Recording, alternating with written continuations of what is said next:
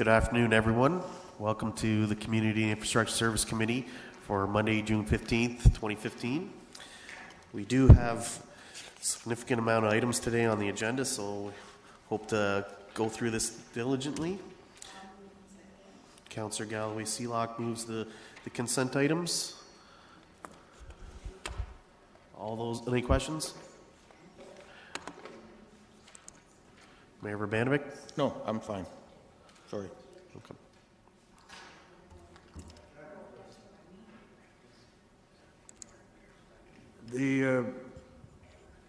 Can I ask a question? Yeah, go ahead. Yeah, it's just a quick question, and I'd like to point out, I gather that the majority of the residents were not in favor of what staff took to them. Yeah, we're gonna have to take a vote on that. Just for on the consent item, which is item number 4. Number 4. Okay. All those in favor? Opposed? That's for consent. Go ahead. It's been consented. Go ahead, Councillor Gazzola. Did I win or what? You won. Oh my goodness! I just, from what I understand, the staff looked at it and they are coming out with a recommendation that's in agreement with most of the residents. And I just wanted to make a point that staff do look at these things and that sometimes the residents do get their way. So I just wanted to clarify that. Okay.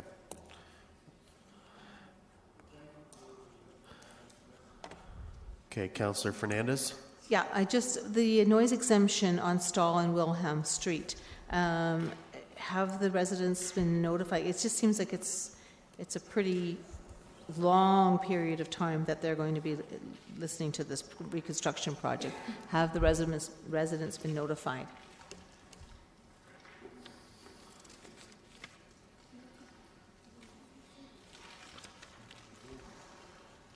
Mr. Reedman.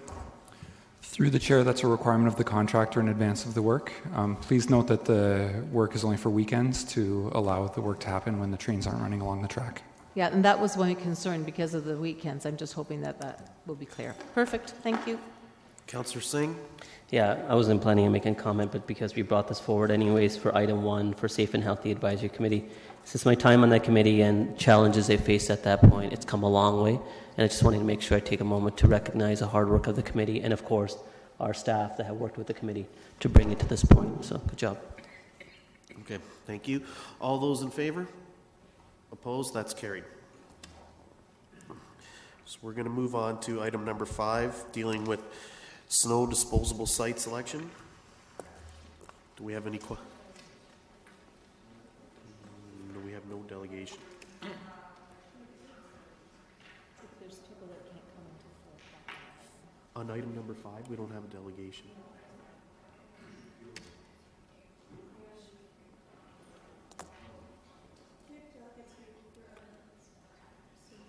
Yeah.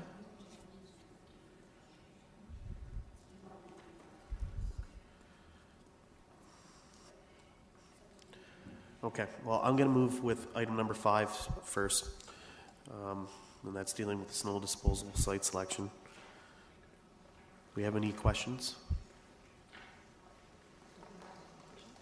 There is no presentation. Yeah, I've got questions. Councillor Galloway-Seelock.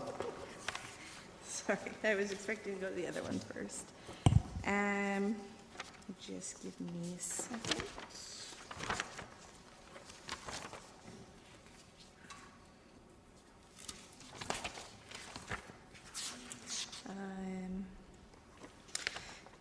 Okay. My first question would be, on page 5-7 of the report, in table 2, it's showing that number 5, the melt pad area, would be $1.1 million. Yet in table 1, it's closer to 1.4. What's the, where's the difference in that? Mr. Wilmer? I wasn't planning to answer that question, but just it's been brought to my attention that a number of people in the gallery are having difficulty hearing. So could I ask the clerk to turn up the speakers to their maximum?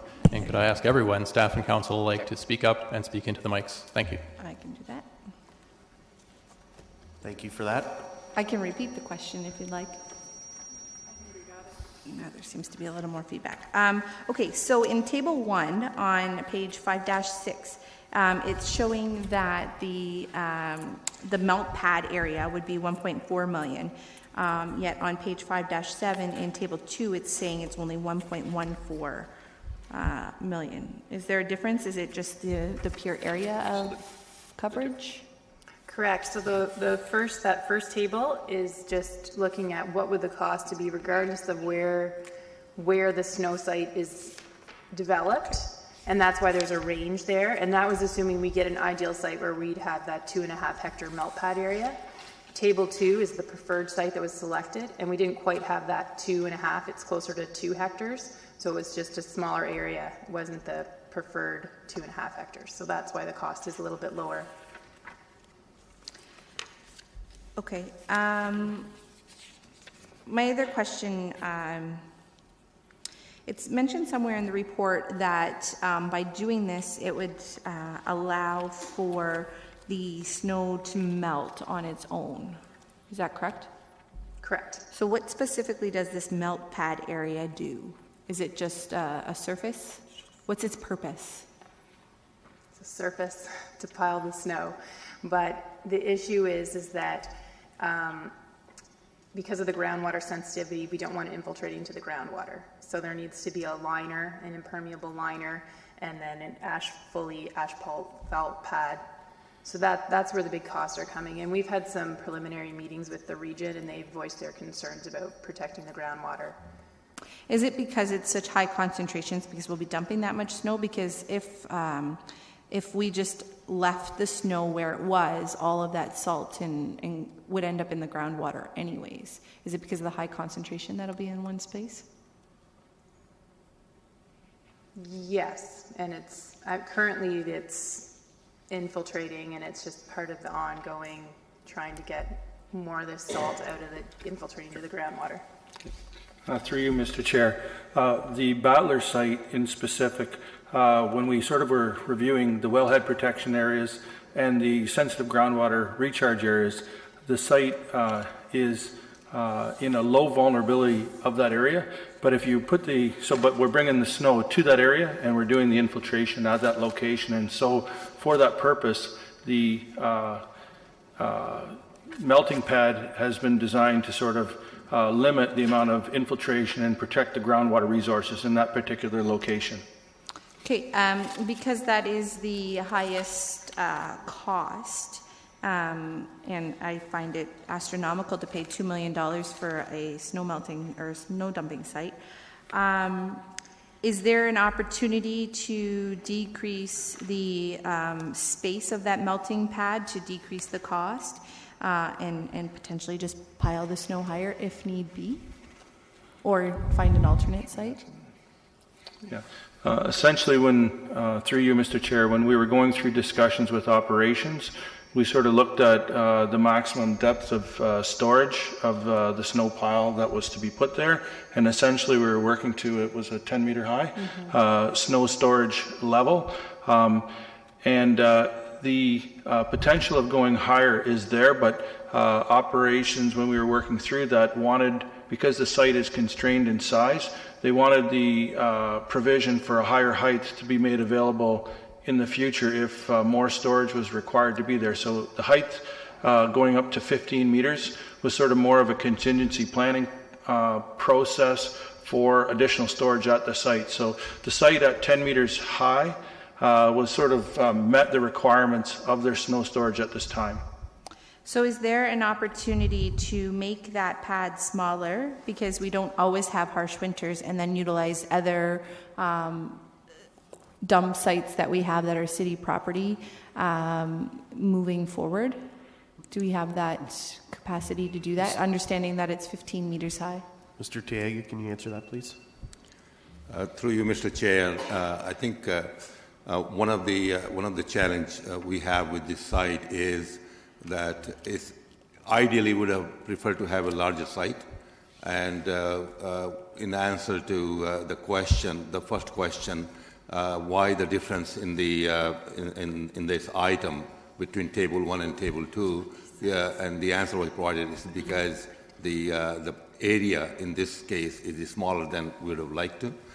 Keep in mind too, we are not only looking at what exists today, but also as city expands and new development takes place. We want to make sure that we design a facility that will serve our needs for a number of years to come, and not just for the next 5 or 10 years. But I understand my time's up, but I'm not sure anybody answered the question I asked. No, I would not prefer to decrease the size of the pad. So you're not willing to look at decreasing the size of the pad, and then potentially when we have more snow than we can hold there, use other sites where it can naturally melt? I think I'm a bit confused. What do you mean by use other sites where it can melt? We have other park locations or other areas where we may be able to put snow that is smaller amounts of it, that we could drop in other locations if it happens to be that harsh of a winter. Through you, Mr. Chair. Essentially, when we're going through the appropriate design for the snow storage disposal facility, there's a few key components with respect to the snow storage.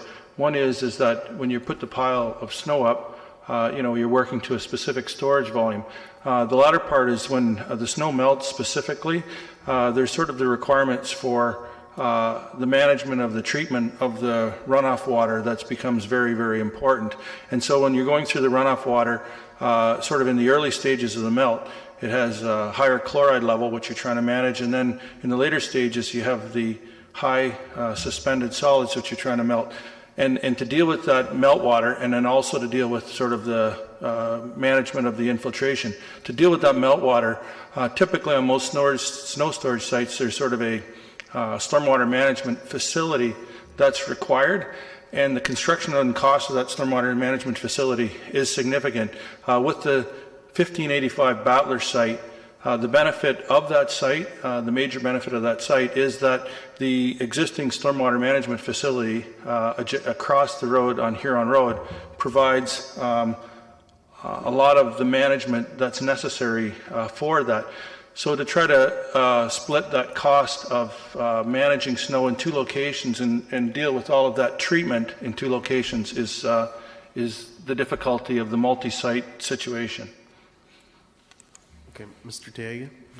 Just to add to that and in answer to the question, I think we would not want to create 2 sites, because if we were to manage the snow handling at 2 locations, the cost of constructing a system similar to what we are constructing here will be a lot more than simply enlarging the size of the pad at this one particular location.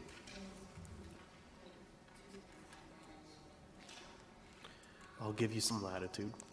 I want to point out that I wasn't saying 2 sites, I was saying 1 main site, and then if we had more storage, that it would be spread across a number of sites, so we wouldn't have to worry about as much of the concentration. Okay. Councillor Fernandez? Yeah, I have a lot of questions. Some have been answered in advance by Mr. Locke, and thank you, I appreciate that. So just as I'm going through the report that MTE generated, when I look at page 14 of your report, it was talking about, and this is similar to what Councillor Galloway was talking about with the melt pad area. So what did I say? Okay, let's move on. Need to create the pad. I think that's already been answered in terms of the future use. When I'm looking at, sorry, I just lost my train of thought here. When I'm looking at the costs on page 18, I understand that you're using a range of costs. Is there anything that we're using presently? And I understand that most of the like oil grit separator, you're going to require something new.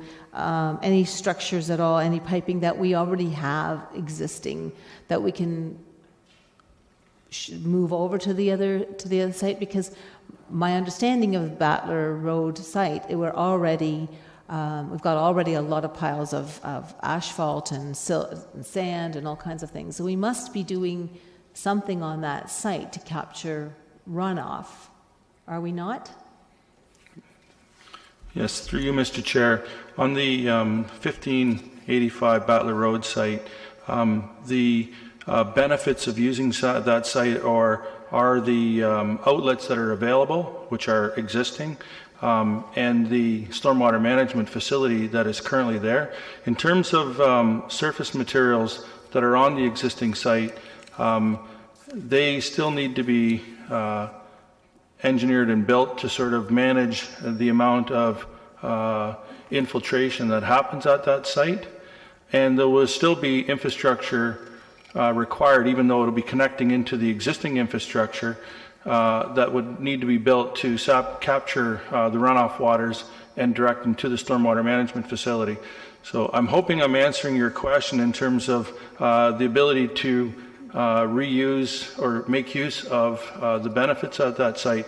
To speak to other sites, essentially the infrastructure that exists on the other sites, there's nothing that's really transferable from those sites to this site other than sort of the melting equipment that the city has previously purchased.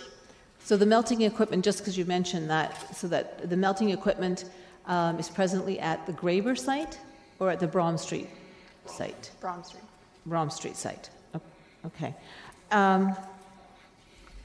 So just as we're going through this, since we mentioned the Brom Street site, in the report on page 23, it talks about the lease expiring on the Ardelt site, and the city of Brom Street has been identified for redevelopment. Can anybody help me and council understand where we are on the redevelopment of that site?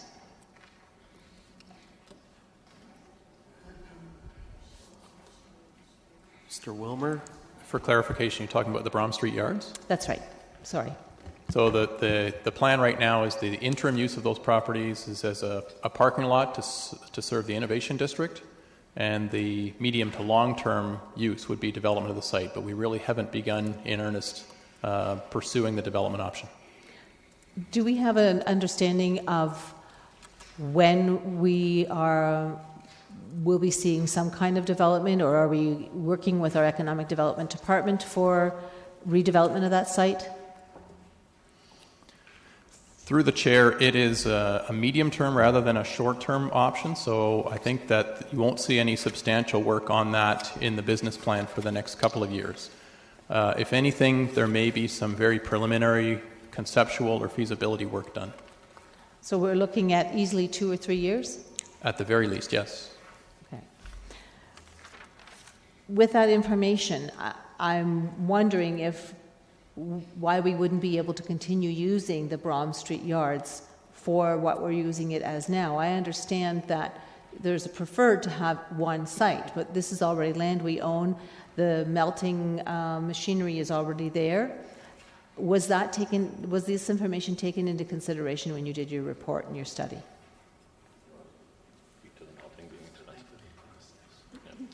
So through the chair, the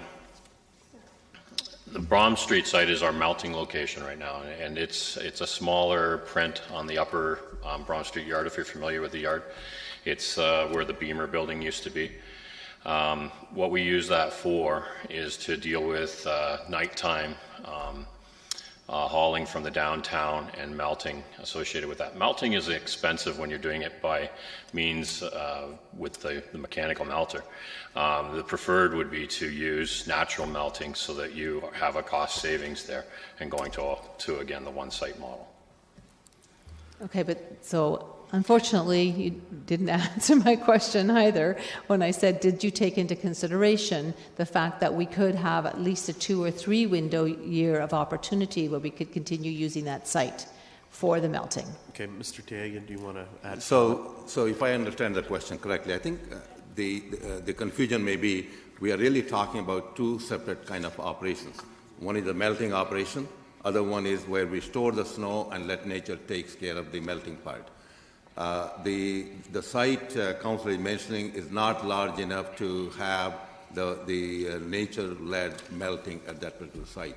That site is quite suitable for melting being done the way we have done it in the past, but not large enough for the other side. So that's why we need both. And I understand that, but my understanding is that we were going to try and amalgamate, through this report, everything was going to happen on one site. Am I not understanding that correctly? That will be the ideal outcome, yes. Okay, but we could, in the interim, continue the Brom Street Yards site as we transition to another site. Yes, we could continue to use that site, but only for melting with the mechanical means. Okay. How's my time? Okay, your time is over. I'll come back. You need to key back in. We do have 6 other members that have questions. Councillor Yaneski. May I just quick point of clarification? Councillor I'm wondering if, for the benefit of those in the gallery, and if just we could have the presenters introduce themselves, just so that we know who's speaking. Okay, thanks. I'm Caroline Amiot from MTE. I design engineer, worked author of this report. Been working with Dan on finding a snow site since 2010. Yep, and I'm Jeff Martins, the Director of Engineering with MT Consultants. Okay. Councillor Yaneski, go ahead. Is there any further introductions? There's Dan Locke and Scott Berry. Okay. In the staff report, it talks about, in the first paragraph of snow removal, remove any encroaching snow before lane widths fall within prescribed road widths of their roadways. What does that mean? Good afternoon. Through the chair, minimum maintenance standards are legislated through the province of Ontario. So on class 1, 2, or 3, which would be your higher volume roads, your regional roads, and your arterials, we need to clear to a minimum lane width of 3 meters, or the actual lane width, whichever is less. If we are talking lower volume roads, those would be your class 4s and 5s, crescents and cul-de-sacs. We need a total lane width of 5 meters on those. And just to clarify, when I said 3 meters on the heavier volume roads, that's per lane. But some lanes are double lanes, 4 lanes roads, so you there's certain minimum requirements, but that may not be the entire road. And when you do the first plow, and you do a follow-up too. Is that difference there as well? Okay, so to clarify, on a 4-lane road, if it is a higher volume road, we would need to clear each and every one of those lanes to 3 meters. Per lane? Per lane.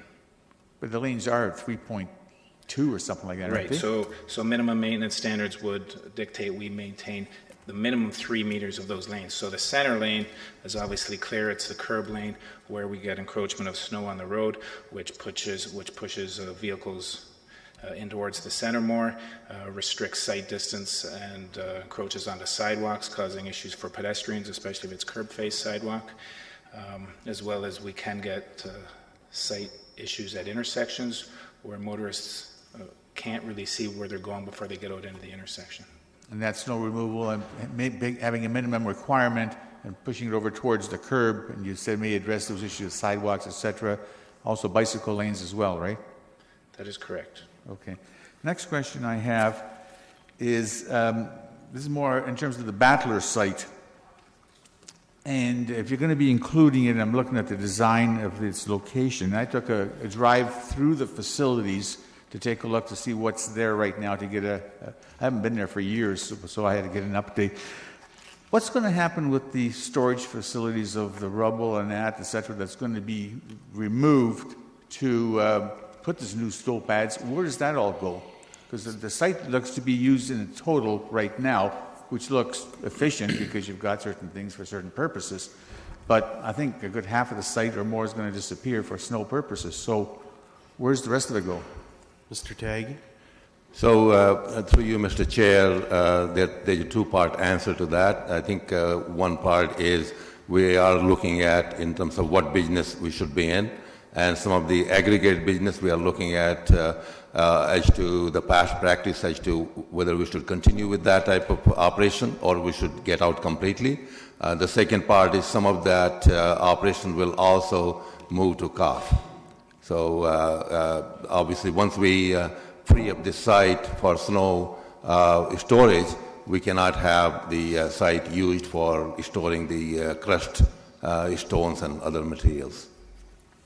And I'd just add through the chair that materials on site, some of the stockpiles now, the idea is to utilize some of that for berming on the site, noise mitigation measures and things like that. So, Okay. You're talking about the snow melting machine being very expensive use in terms of its process. What component of that is the expense? Where does that come in? Is it the labor operations or is it the, I don't know what? I can't hear you. Sorry. It's the cost of melting the snow, the energy cost, that is the expensive part. What do you mean energy cost? Energy cost from what? Fuel. The machines use the fuel to generate the heat, which is normally the gas. So the cost of using the gas, natural gas to produce the heat to melt the snow, that's the expensive part. So it's the natural gas that's being eaten up to melt the snow? I mean, there are different kind of machines, and you can have different form of source in terms of heating, but basically it comes down to cost of producing the heat to melt the snow. That is the cost we're talking about. Okay. Through the chair, I can add to that. The snow melter was purchased when the Activa sports pads were constructed, and that was a very quick decision made for a stopgap to help us deal with melting snow or loading snow and removing it from the roadways when we lost that site. Our current snow melter is a diesel-fired unit. To fill up that unit for a shift is somewhere around $9,000. That's the size of the tank that holds the diesel fuel. If that answers your question. Yes, it does. Thank you. Okay. Councillor Gazzola? I have a number of questions, some of which are for staff too. The first one is for staff. We're looking at an expenditure here of up to $2 million or so, which isn't in our capital forecast, which as of 2015. Is that right? It's going to be a new item in 2016? And the next part of the question is, if it is, what is being thrown out to make room for this? Mr. Chapman? Through you, Mr. Chair. You are correct. It will be a new item. There was a funding scenario identified last year in the budget for it, and we would maintain that funding scenario. As noted in the report, when the operations facility was built, it was built for uses even beyond a 10-year period, but only the 10-year period could be funded through development charges. We'll continue to recover development charges for that facility, and this would be one of the first claims on that revenue stream. Okay, that was the other question I have, that is this eligible for DC charges? Because most of this snow comes from the old downtown area. Through the chair, a portion of it might be, but this is not being funded by development charges. This is being funded essentially through refunds from development charges for costs that were incurred by the tax base. So we fully funded the project at the time it was built, but it will be eligible to recover development charges over a longer period of time. And so in a sense, those future development charges will refund costs that were incurred out of the property tax base. So that reserve that you have, does that have to be kept strictly for development charge projects? No, it doesn't, although in each case, the projects that have been identified were earmarked towards the service areas that were contributing the funding. Yeah. Currently, can you tell, I'm told the average amount of snow that we have to deal with is about 100,000 cubic meters. How much of that does the melter look after? Can someone give me a percentage or?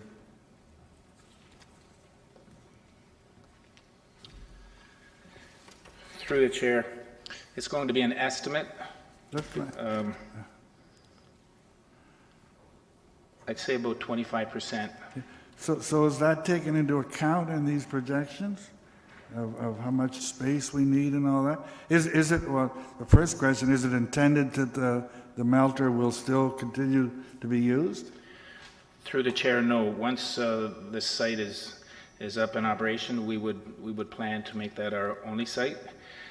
Right now, we do have the luxury, so to speak, of using the melter or using a snow dump, so to speak, depending on where we're loading, and we will take it to the closest site, or depending if there's restrictions, we'll take it to the site that makes sense for that day. But when the ultimate site at Battler, if and when it is constructed, we would not use the melter at that time. Okay. Are we going to get any money for that? I'm sure there's a market for it. Okay. The only other question I have is how we've come up with this decision. You've come up with the Battler yards. According to your scale, it rated the highest. I like the looking at the auditorium site, and I tried to see what it is that pushed the points over to the Battler site. There were 2 or 3 of your categories that the differential between the two sites is 10 points or so, which I'm just trying to figure that out. As far as economical and financial criteria, there's no land value. We own the land in both cases, right? So that's out of that. So the other thing is, what is the cost to implement? Was that somewhere in your papers here or not? I saw the cost for Battler, but what about the cost for the auditorium site?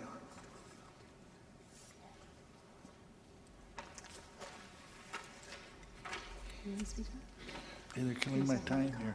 100%. Go ahead.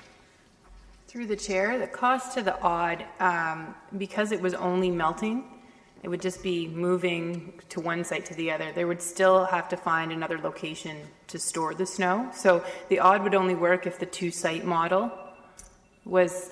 Well, okay, well, what was the cost of then that? That's part of that's an alternative then, is it not? Or why is the odd in there at all? Through you, Mr. Chair, the report was structured to sort of deal with an evaluation of sites. It also was reviewing the historical sites that were reviewed, and at the one time, the odd site was reviewed as a potential site, primarily as sort of a, I'll say, smaller storage area with mostly melting occurring at the odd site, and so it was sort of a melting condition with a small amount of storage. Okay. Your time is up, Councillor. Zola, if you can you please key in if you have any further questions? Well, I'm still not convinced on this issue of the cost. I mean, why was that even considered then? Okay. Well, you can ask that question after we have 3 other members and 4 other members. Councillor Singh. Yes, through you, Mr. Chair. Now, to staff, as a comment, I guess, to start off with, I understand the resistance that you're receiving as a proposal from the committee members. It's just when you think about melting snow and seeing this cost related to it, it seems very high and it's hard to swallow. But of course, we're dealing with contaminants, and there's a lot more complexities to that. But when snow naturally melts on our roadways, apart from picking it up for snow clearing, it goes through our stormwater management treatment process. And the city has, over the last number of years, invested heavily into our stormwater management program. This seems like probably a very naive question, but I'll ask anyways. Can those stormwater management ponds not be used as the dumping site where the snow would naturally melt, and the facility is already capable of handling those type of contaminants? Yes. Through you, Mr. Chair, from all the research that we've done with respect to snow disposal facilities, because when you're dealing with the accumulation of the storage of of the snow. And there's two major components to it, and one is chlorides and managing the chloride concentrations, and the second is total suspended solids. I think if you looked at some of the pictures in the back of that report, it sort of speaks to the amount of cleanup that once the snow is all melted, what has to be done with respect to cleanup.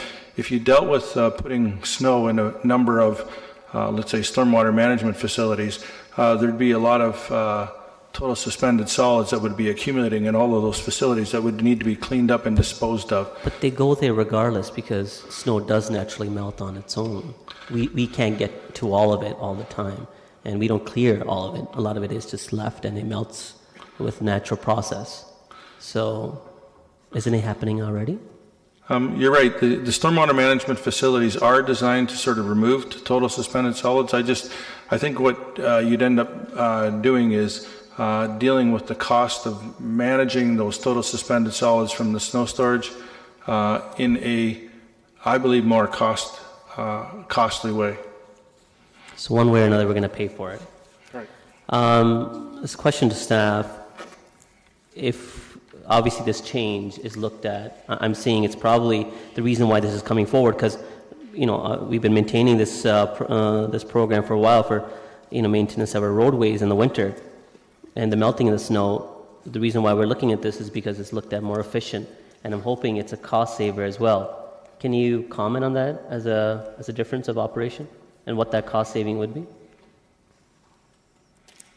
Because we've talked about current energy costs related to melting the snow, and so what would those cost savings be, which would be an operational saving year over year? Mr. Taegi? So through you, Mr. Chair, I don't have a precise number, but I can tell you that any operation where if we're looking at the option of melting the snow throughout the winter using energy, then I think if that's the question, then the cost will be very, very high compared to the capital cost, one-time capital cost of $2 million we're looking at. That's one part of the answer. The second part is that, and I think that's where maybe some of the confusion may be, that at one time, most municipalities dumped snow throughout at various parks, or whatever site they could find, and the requirements were not as stringent as today. In today's environment, to dispose the snow in a manner that would meet the legislative requirement and also doing the right thing for the environment, it does require investment. And I think whichever way you cut it, we have to pay for it. Sorry to interrupt you. You're going on to a preamble that I didn't ask that question. I agree that I'm not arguing that fact with you. I just wanted to know what that saving would be, the difference. And in the future, I think, and this is a general comment to staff, I think it's helpful to know what those differences are and having those additional information built into the report, especially when we are looking at a upfront large capital cost. But had we been able to see the operational year after year savings, sometimes that's very easy reflection to accept the change in model. Quickly back to you, what you've said, yes, our stormwater management facilities could, because they do have they're naturally built to absorb these type of contaminants, but it would increase the cleanup cost because, again, they would be requiring a faster pace than otherwise. Do we know what the difference would be? Do we know what the cost difference would be? Through you, Mr. Chair, I would think that there's a few, I'll say, points of concern with dealing with snow storage or snow dumping in the current swim facilities. Part of it would be the ECAs for each of those swim facilities. Those are the environmental compliance from the MOE would have to be updated with respect to storage in those facilities. When you getting back to your question, you sort of, if you could just repeat the last part of that question again. About the cost difference or the pace of cleanup. You're saying it would require faster paced cleanup of those stormwater management facilities if they were... Right. Currently, I think in the most stormwater management facilities, there's generally most of the, I'll say, newer design swim facilities are designed in multi-cells. Most in those multi-cells, the forebay is where the maintenance is focused, and the rest of the cell is sort of maintained on sort of a 10 or 15 year time frame. I believe that if you ended up starting to use snow storage within swim facilities in the main cells of swim facilities, that you'd be required to sort of clean them every year after you've dumped snow in the stormwater management facilities. I think that's the purpose for having a snow storage facility, because once the snow pile melts, there is a significant cleanup of suspended solids and debris that has to be cleaned every year, and it's best to sort of concentrate that in a specific location in terms of how you can manage it, particularly with moving machinery over top of the surface and dealing with it in that manner. So you're saying it's easier to manage on that one site. Okay. Do you still have more time? Or? Your time is up. Okay, thank you. Mayor Verbanovich. Thank you very much, and some of my questions have already been asked. I have a couple, though. In the report on page 19, there's reference to a number of other cities, Toronto, Richmond Hill, Cornwall, and so on. But it says the status of snow storage operations in Waterloo and Cambridge is unknown at this time. How can it be unknown? Did we not reach out to Waterloo and Cambridge to ask them the question? And what's happening at the region as well? Yes, we certainly did, and we participated in a region-wide committee. I'm going to say, I think it's referenced in here 5 years back, and a suitable location within, I'll say, decent driving distances for economics just wasn't able to be found through that. Waterloo has land that they're happy with footprint. We did ask them if they had capacity for us to also utilize that, and the answer was no, and similarly with Cambridge. So do we know where they have theirs right now? Waterloo's is up in Frobisher Drive area, up in that area. So near their yards? It's quite a bit north of their yards, up Northfield and Frobisher area. Okay. Up that way, I think. Okay. And what about the region?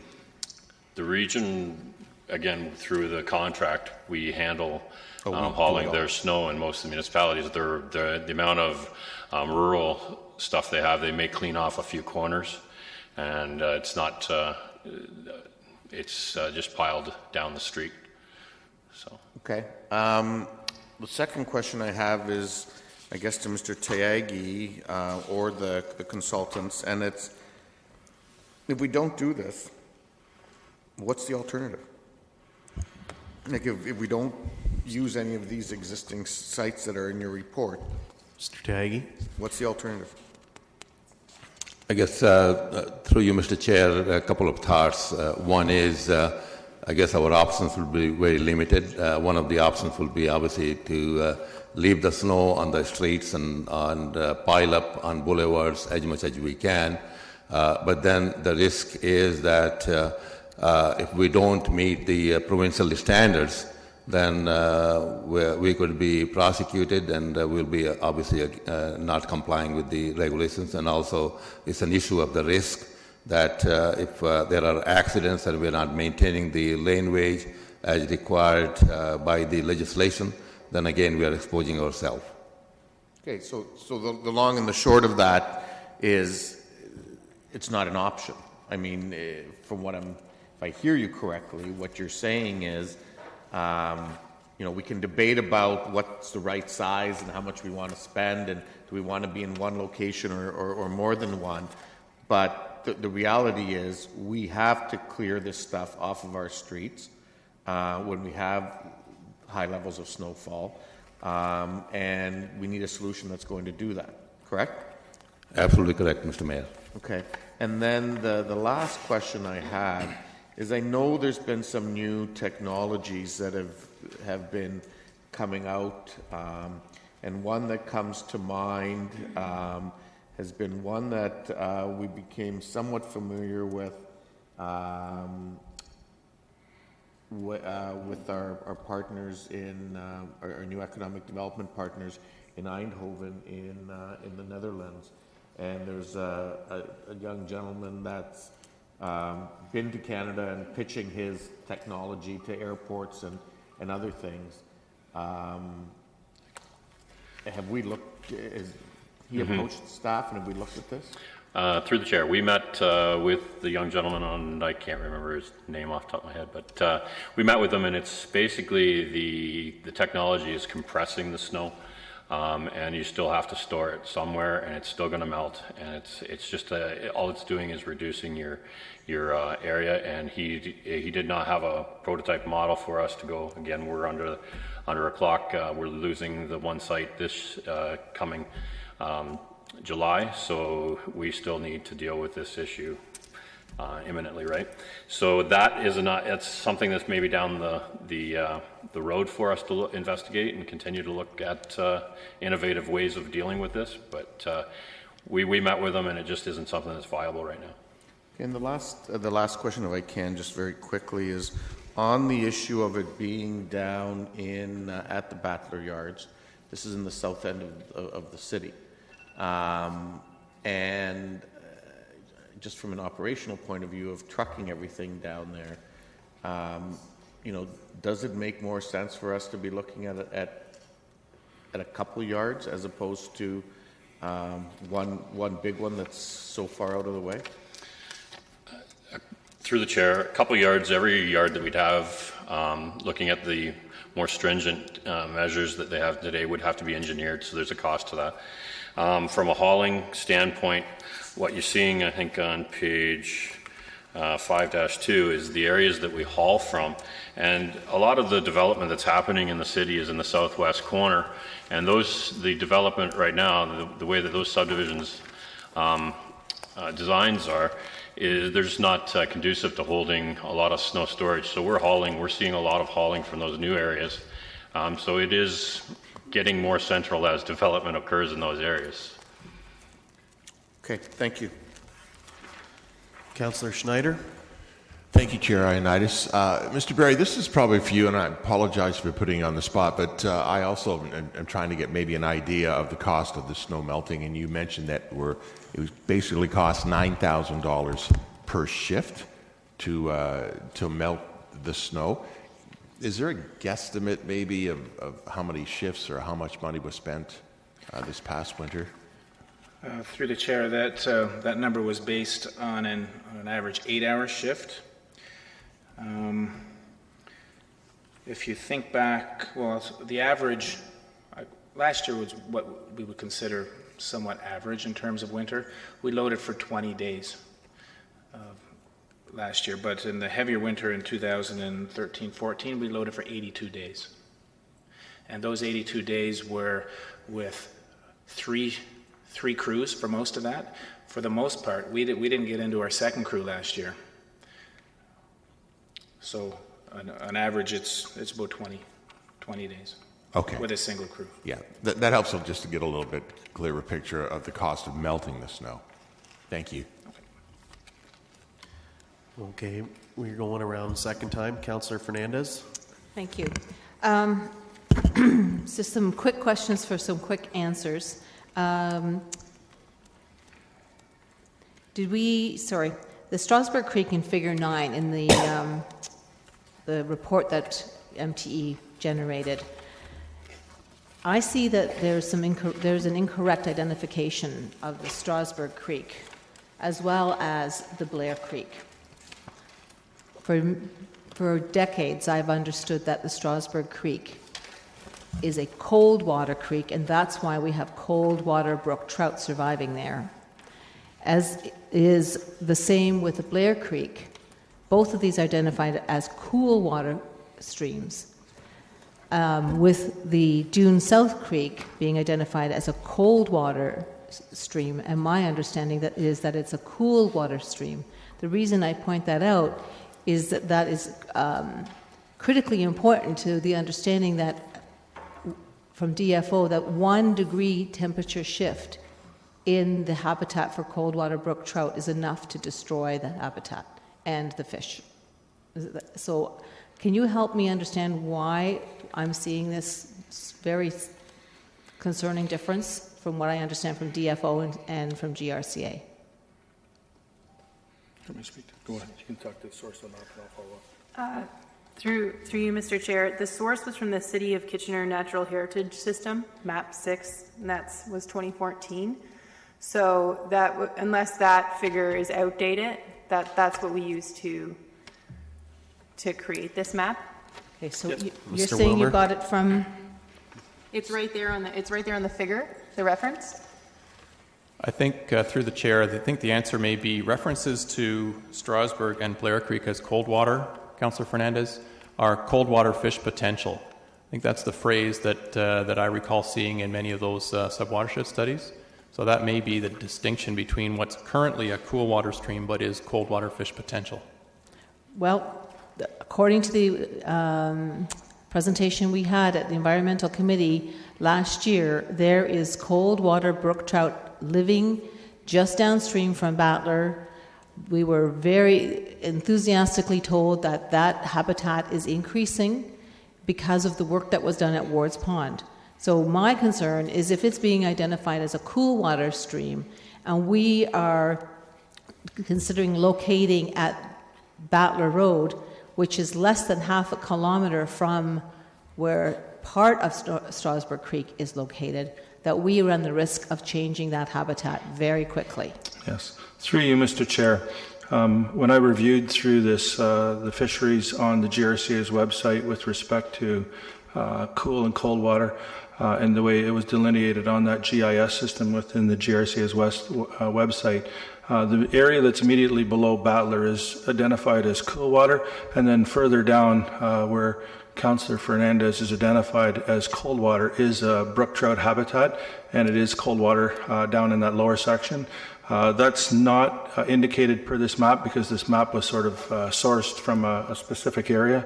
And likewise, with respect to Blair Creek, with my knowledge of Blair Creek, having been involved with it for quite a time, do recognize that the upper reaches of Blair water are considered cool water and cool water potential, and that once you get to the lower sections where the wetland areas are, the cool water then becomes, and you go downstream of Kitchener into Cambridge, that's primarily downstream of the Roseville swamp confluence where most of the groundwater is recharging. From that point down, it is cold water. Okay. I just wanted to make sure that that was, understood. On figure 10, the site that is least likely for proximity to central location, I think we just had that responded to by a question from the mayor. Figure 11, it shows the municipal wells, and my understanding from the 2 stars is that there are 2 municipal wells located within a very short distance. Can you give me the distance that those wells are located from that Battler yard?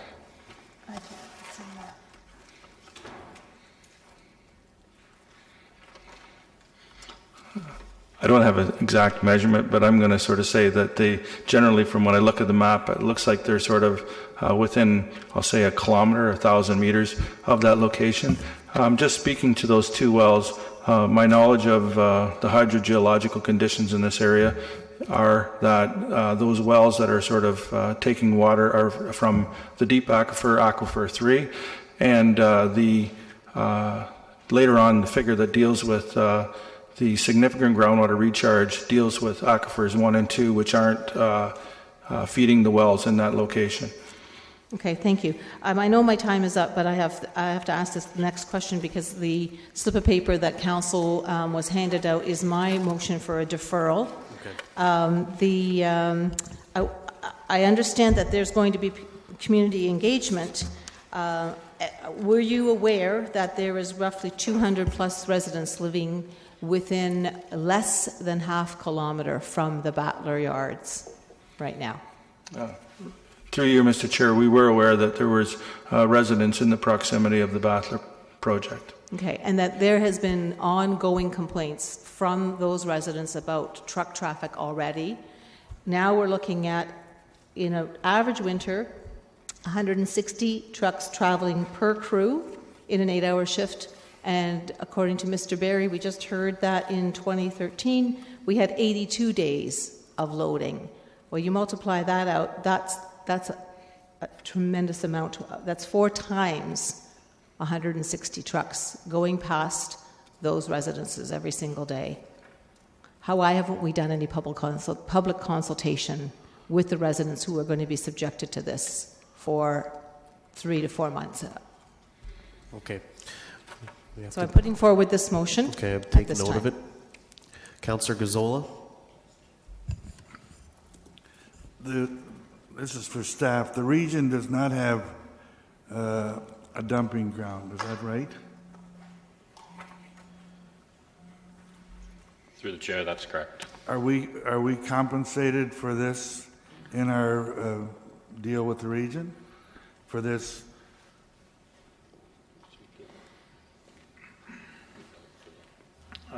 Through the chair, we are compensated for snow loading costs in terms of removing it from the roadway, and the staff that are involved in doing that, we're compensated for the melting costs because those are actual costs that run through our books. But for a snow dump, other than the actual operations that are day to day, no, we do not. Should we not be? The other part of it is, do they have any space that we could be considering? Mr. Tiagi, sorry. I just want to answer the first question. I think once the site is approved and we have gone through the process of constructing it, the next round of negotiations with the region for the agreement, we certainly will be taking into account the capital cost and operating cost of the snow dump as part of the negotiations for the new rates. Which is when? I'm not sure when the current, I think it's a 4-year agreement. Through the chair, we're into year 1 of a 5-year. Right. My main concern at this point is with the location. I look at Figure 4, and this is why I keep going back to the criteria chart that you used, and I would have thought the possibility. I know the mayor brought this up. The possibility of using 2 spots, as compared to what you're looking at now, there's going to be a tremendous cost of haulage going from a central city location to this Battler property. Has that been taken into account? To me, if we're looking at a 20-year time frame here, what is going to happen to our cost of hauling in that period of time? And for that reason, should we not be staying in Figure 4 within the inner circle to try to avoid those costs that we know are going to be increasing constantly? Through you, Mr. Chair, we're looking at sort of the operating costs and the capital costs, and I guess it goes back to the theme of the questions is that when we build the infrastructure and maintenance dealing with 2 facilities, are the efficiencies associated with shorter haulages offset by the infrastructure and the maintenance that's required for 2 facilities? It's our opinion as consultants that a snow storage facility without built engineered facilities like an impermeable liner and treatment facilities do not meet the needs of sort of the environment, and so it becomes a balance between the capital costs versus the operating costs. Did you look at that possibility, though, of using 2 sites? You say, it's probably going to be more expensive or not as efficient, but did you look at it? I mean, looking at just the auditorium, it ranks exceptionally high on the environmental issue, and that's your highest criteria. So just through the chair, just to answer the 2-site model, we've been looking at different alternatives over the years. We've brought the options forward that we've come down to at this point in time. We worked with the region and their consultant looking at a region-wide study as to what could be done and where it could be. To put this snow dump anywhere, if you look at the areas in the city where there's residential, it's hard to find places that have the footprint that's needed, even on a smaller scale, that that are conducive with what the snow dump is. All right, taking all of that into account, to me, then the next best location would have been the Goodridge Drive site. And to me, it fits. And again, if I look at the criteria, one or two things, and it could be there with the highest number. So I'm not convinced that we're going to the best place. Okay, can you just finish Just off to the comment on that through the chair. The hauling to Battler down Homer Watson, and it's off the expressway, I believe is more streamlined than Goodrich. Perhaps when the River Road extension went in, that would change, but the Battler site is fairly accessible from that standpoint.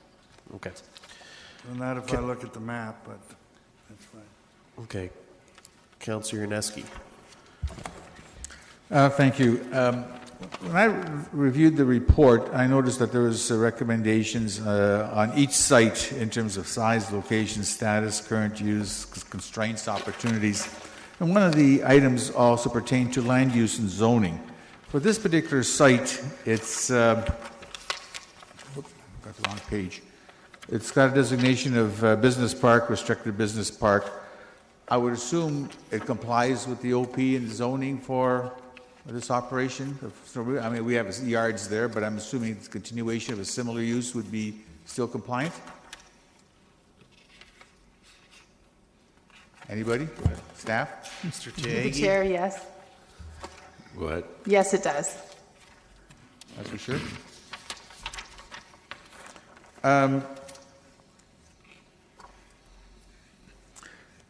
Questions have been discussed in terms of the questions have been asked, I should say, in terms of the hauling, and the Battler site is quite a bit away from the core of the city, and you've identified on map 4 sort of a central area for removal, being the downtown and the downtown core area. You've looked at the auditorium site and a couple others. Has the Rockaway Golf Course in any lands in that area, which happens to be central, yet it's a lot of open space, been considered, or is there an impact on that? We were never asked, through you, Mr. Chair, we were never asked to review sort of the Rockaway Golf Course as sort of a potential snow dumping facility. Personally, I think that if my first comment on it is that I think that if you look at sort of some of the pictures of the snow piles and the time that it takes for them to melt and what they look at, snow storage facilities usually take to late July, August in melting.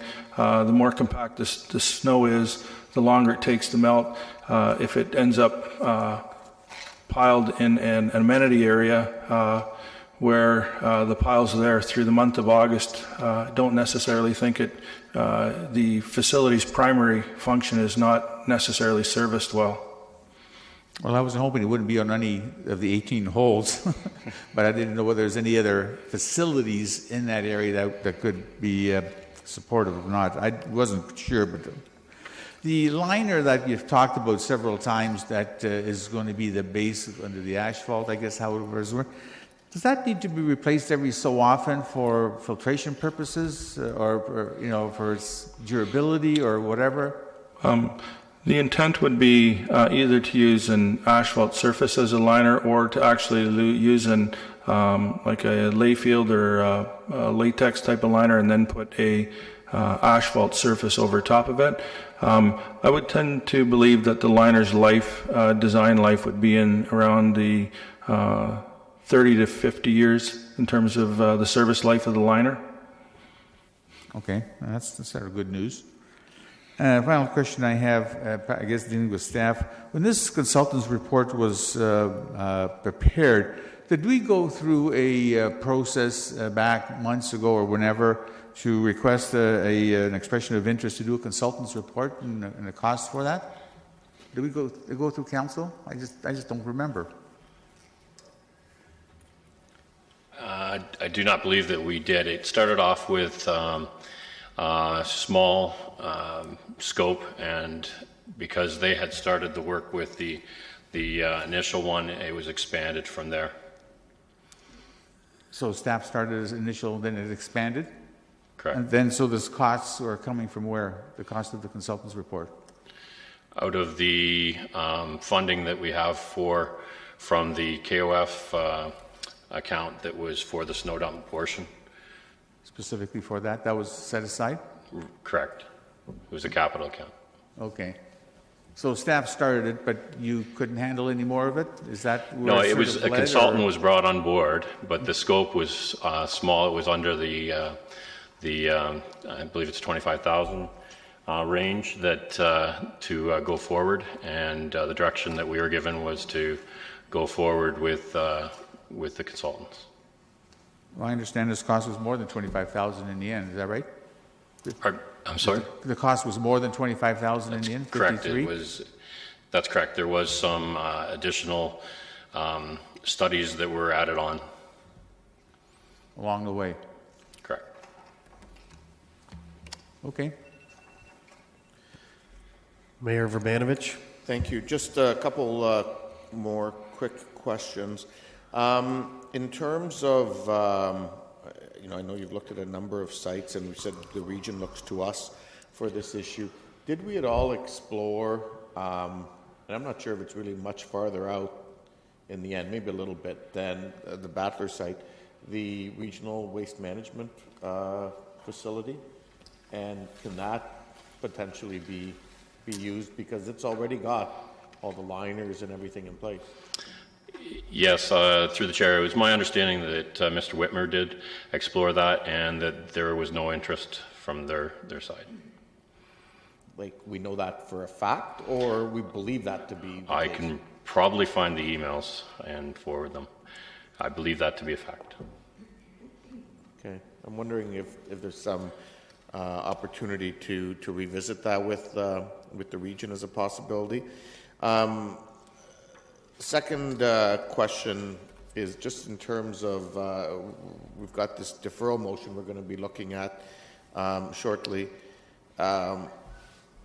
What's the impact of a delay? I mean, either the delay that's being suggested until after capital budget, which I'm not sure makes sense because we need to consider this in capital budget.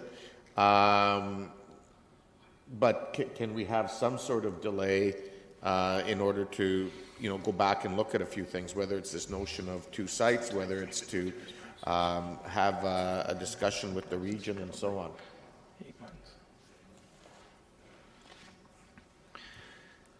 Through the chair, we're looking at 8 months or more just to go through this process. That if we were to get the green light today, so to speak, it would take, we can probably say a year to get something online. So we know that we're losing our DELT after this winter. And honestly, if it would totally be dependent upon the weather. If we got an open winter and not a lot of snow, I think we could handle it through our melting and through the Graber site, and potentially coming back to council and asking for some extension on the times that we can access the Graber site. Failing that, if we had a much heavier winter, I think we would potentially be in a tough situation to meet minimum maintenance standards. Okay, when you started your response, you said roughly 8 months, and then it sort of became a year. I guess my question is, if we took, another 1 to 2 months in order to look at these areas that are of interest potentially to council, could that be done and still have you do the necessary work that may be required once a decision is made to move forward with one of the options, and still have that in place for December of 2016? Through the chair, doing the math, that could work. If the 8 months was indeed 8 months or less, that would be the case. I did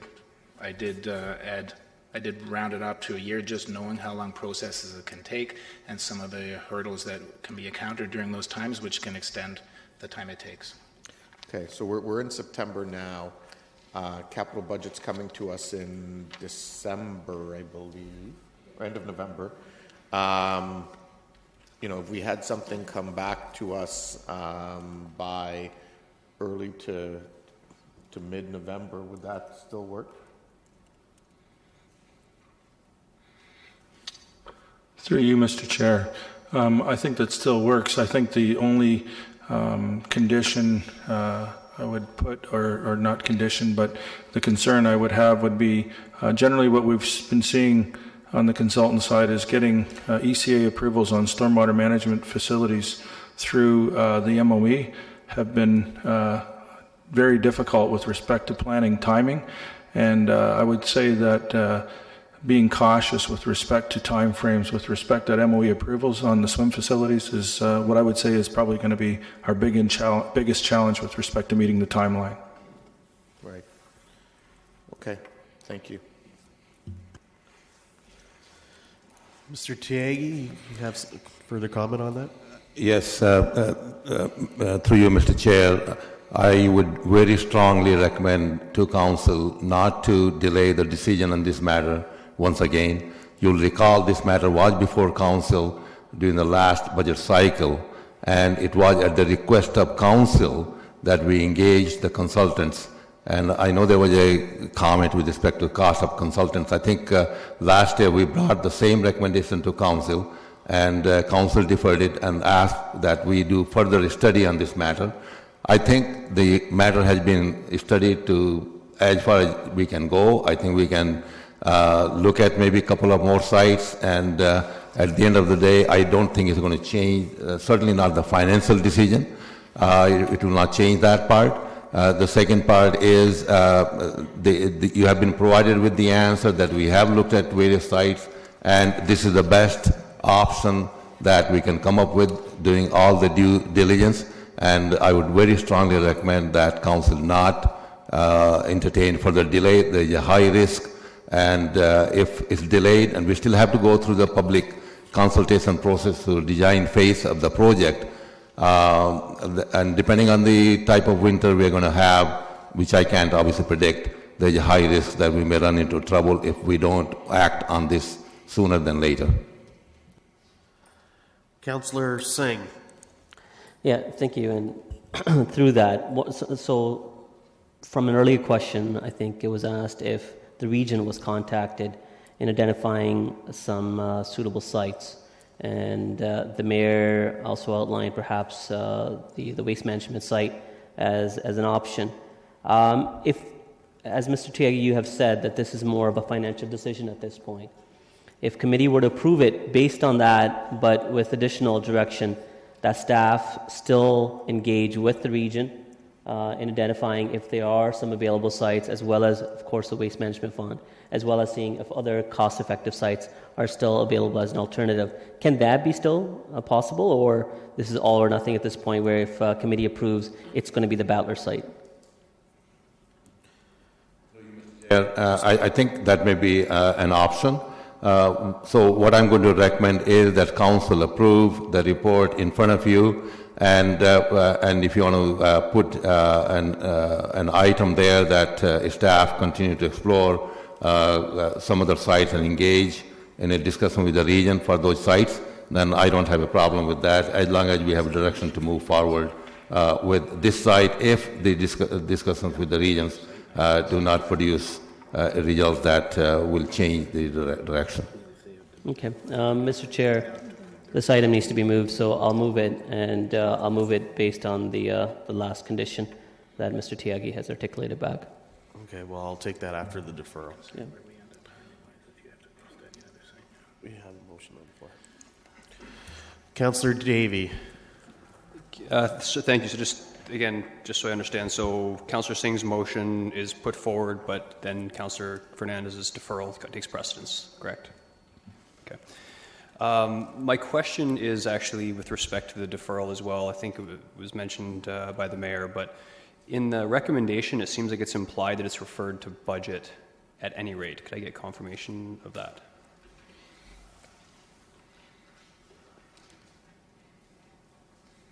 Mr. Tiagi? The final decision on the budget, yes, Council is correct that it is referred to budget, but I think there is a lot of work that needs to be done, and we would like to continue with that work, similar to what we have done with the report that you have in front of you. So I would not want us to slow down on the progress that we need to make on this site to make sure that before the lease on the current site expires, we have a viable option that we can use. Okay. I'll have brief comment as well, Mr. Chair. Okay, we're going to deal with the deferral. I'm not going to take any more further questions. Okay. Go ahead, Councillor Galloway-Seelock. Yeah, I just have an amendment to the deferral. If you're going to go to it, I did write it out. Before I give it to you, I'll just quickly read it. That instead of the second clause there, until after capital budget, that it be deferred until a meeting prior to capital budget, and further that staff take a look at decreasing the size of the melting pad along with contingency plan for harsh winters to use other sites for dumping. I can give that to you, and then if the mayor wanted to add along with that, the chat with the region could be added to that. So the deferral would still be in place, just with those two amendments to it. So the change in timing and just asking staff to look at a couple more things before it comes back. Okay. Councillor Gazzola, this is dealing with the. I'm not going to take any more questions. Okay. Councillor Marsh, is yours dealing with the? It was a question. Okay. Councillor Davey. So a comment. Okay,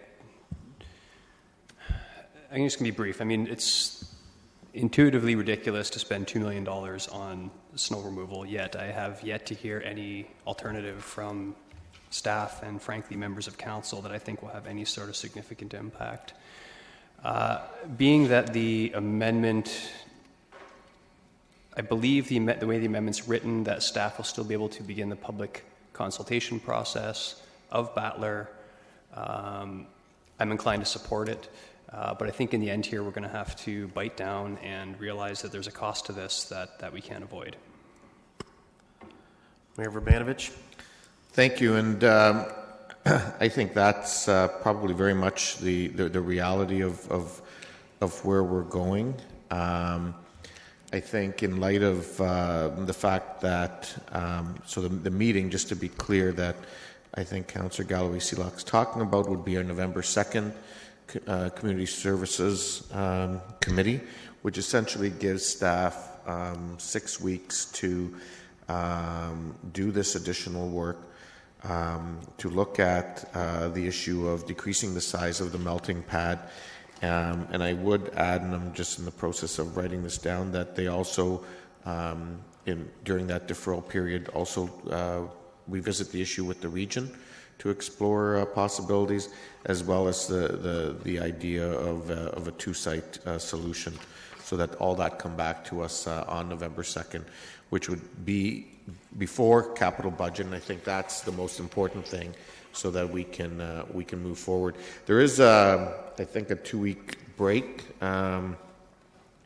between November 2nd and 16th, and so we may. If timeliness is a concern and issue, we may want to deal with it at committee on the 2nd, and potentially give some and deal with it at special council that same day as a way of addressing it potentially. That's an option as well, which would probably help in terms of some of the concerns that staff have outlined. Okay, what day is that exactly? November 2nd is the last committee day before capital budget. Okay, is that okay with you? Okay. Councillor Fernandez? I'd like to go last since it's my deferral motion. Councillor Singh? Yeah, thank you. So I'm assuming the mayor is amending the amendment. I'm not sure if that's allowed. Is that okay? Or? You can move an amendment to well, actually, that's the main motion. Right, okay. Just add into it, okay, good. So that's all I want to confirm, that's part of the motion. ultimately to meet the provincial mandates, as well as, of course, mitigate risk and ensure a certain standard of quality of life for residents. We may not like this, but this is going to cost us one way or another. And I think our endeavor has been today, as frustrating as this process has been, is to ensure whichever option that is, that option is the least impact to our tax base and our taxpayers, while still achieving the intended goal. And I hope staff have been able to see through that. I'll support the deferral regardless, because ultimately we will have to make a decision on this. We will have to move forward. Unfortunately, the information as to what status quo is and the costs related to it wasn't at hand, but I can only go by assumption that those costs added up. Ultimately, in the long term, this is going to be the better desired result, as well as more effective way of mitigating long-term costs. So I hope some of that information will be provided along with the future report. And of course, I'm glad to see that the staff will continue looking into other alternatives as well, especially in discussion with the region and seeing if there's lesser cost options that would meet the intended goal, while especially with the waste management site. So I'll support the deferral, and yeah. Councillor Gazzola. Yeah, the question I wanted to ask previously was, I would like to know what would happen if something happens that we don't make a decision. Is there any way we can get around this issue? Would we have been able to do some dumping at Badler to take place of where we're dumping now? I just want to know what the worst case scenario would be. That didn't need to be answered. I will support a deferral. I think we need to look at this. If I remember correctly, when we sent this to staff, I thought we were going to look at various sites. I thought we were going to deal with the region to see if we can get into bed with them on something. And it appears to me none of this has been done. And then we have staff, and I respect staff's discussions on these things, and staff are saying no deferral. I appreciate. Okay. Councillor Gazzola. No, wait. I can cut him off. You can do whatever you want because you've got the power. You're asking a question. I know the question I have not asked. I'm moving on to my comment. Okay? You ruled that my question could not be answered.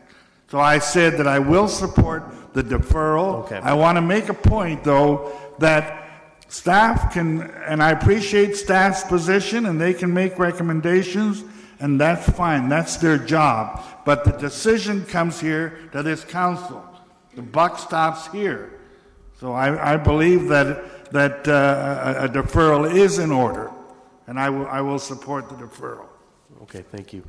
Councillor Galloway-Seelock. Yeah, I'll try to be very brief. The actual preferred site would be in Ward 5. Understanding, having said that, a lot of the residents who would be affected would be in Ward 4, in Councillor Fernandez's ward. One of the reasons why I'm supporting the deferral is I do think it's important to do the public engagement piece and really notify those residents. I know it was part of the report that it was going to happen post-decision. I think it's important to engage them pre-decision, and so I think that gives the 6 weeks prior to capital budget. But I also understand that we need to deal with this at capital budget, whether it ends up in there or it doesn't. And so I think we have shrunk that time frame. I do also see that the largest cost for the facility is the melting pad, and that's why I really think we need to look at possibly decreasing the size in order to have our average winter covered off, and then potentially look at other sites that could hold small pieces of snow throughout as a contingency plan, as I put it forward in my amendment. So I think it's important to continue to move forward, and I understand staff's appreciation and time crunch, but I think we really do need to do the engagement piece and just have those last few pieces looked at before we can give it. Because like I said at the very beginning, the amount of money for this type of facility is a lot, and it kind of smacks you in the face. But at the end of the day, I understand the environmental ramifications and needing to also remove snow in the affected areas, a lot of which are in the newer communities, which I happen to represent part of. And the other thing I wanted to comment is if this is going to continue to be a problem and as we continue to develop, maybe we need to look at some of our plans of development and see if we can try and decrease this problem moving forward as we build new subdivisions. Councillor Marsh? I fully support the amendment to the amendment that we engage in at least a very minimum level of community engagement before making this decision, and so I'd like to add that officially to the amendment. Pardon me? This amendment, I would like to add that we, a clause that staff engage in a community engagement process prior to November 3rd. Okay. Councillor Fernandez? Thank you. Yours is not on, actually. I put it down, then it got cut off. Okay. Nothing goes. Can you click in, Councillor Yaneski? You wanted the last word. Well, I'm not totally satisfied with the location of this site because it's not quite central, but I see the challenges that staff had in terms of coming up with locations based on their analysis. I'm going to support the deferral because I think it's in the right direction, and as is pointed out by others here, that additional information and amendments that have been added are worthy to be looked at, and that would be going in the right direction. However, a more central location would be better, and maybe by examining with those further review, maybe we'll come up with a better alternative. I certainly agree that we need some public engagement on this because, as pointed out by Councillor Fernandez, those residents in the area have not been informed other than what news story comes out from today's meeting, and we'll see what if there are any issues that may generate from their concerns or not. But I'm prepared to support the deferral at this point in time to the date that was suggested. Okay, Councillor Fernandez? Okay, so my original deferral was until after capital budget because that was part of the recommendation, and I thought I was staying with at least one portion of that recommendation. At the end of the report, it talks about community engagement. Collaborate and entrust are two of the capitalized words there, something that has absolutely not happened. I understand that there was going to be some community engagement after the site was chosen, but that's a little bit late in the hour. What the heck are my residents going to say when we come to them and say, we've already chosen the site? And you will now be listening to, on a 40-hour or 40-day, so that was higher than the average that was sent to me by Mr. Locke, which was 20 days, but less than the 82 days in 2013. They could be listening to upwards of 900 trucks per day in a 24-hour period. So that's going to be rumbling past their houses. I've already had numerous complaints, and we've been working with them regarding a noise wall. Additionally, the snow melter, and I stand corrected, is diesel powered. I don't know what kind of noise that will generate, but if it's running during the night, I'm sure it's going to permeate. On a quiet night, I can hear Lear seating, and I'm a good couple of kilometers away, and all I hear is people talking on their radios. So if I can hear that, I'm sure these neighbors and these residents are going to be able to hear a diesel-powered melter.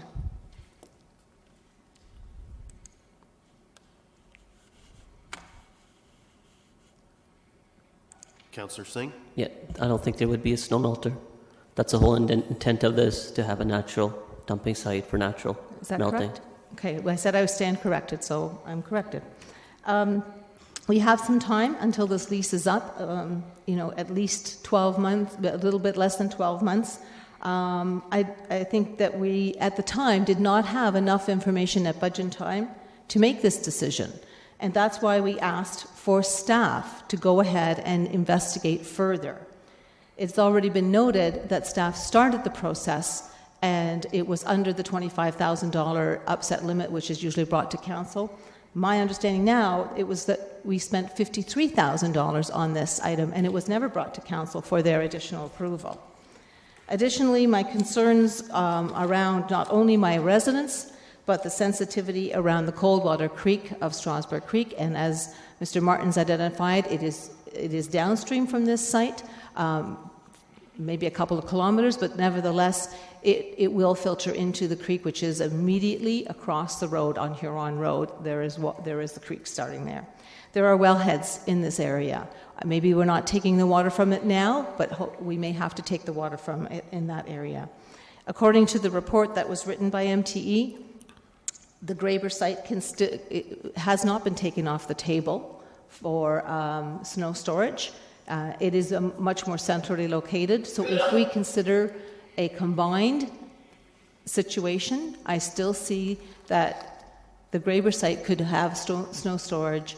I realize the cough is off of the table because of the petrified springs. Bless you. But I think it's important for us to look at some of the other options as we see here in this modified motion now. I really think that it is hard for residents to swallow that we're going to be melting snow and addressing snow, but we do know how many complaints we get. But the Battler Yards, in my opinion, is not the proper location in this close proximity to residential areas. Okay. Can we have, I'm not even sure what the full recommendation is. Can we have,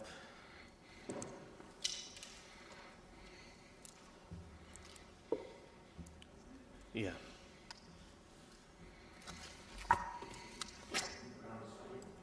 Yeah.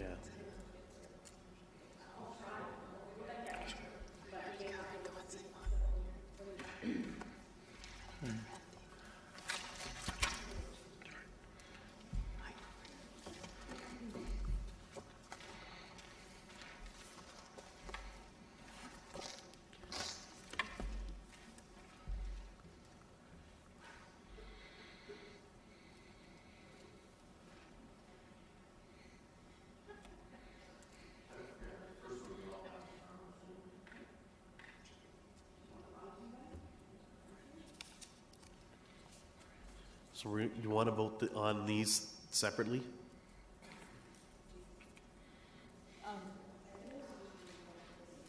We'll go with the amendments first. Yes, that's what I mean. Okay. All right. Mayor Urbanovic, you keyed in by accident, or? Okay. Okay. Okay.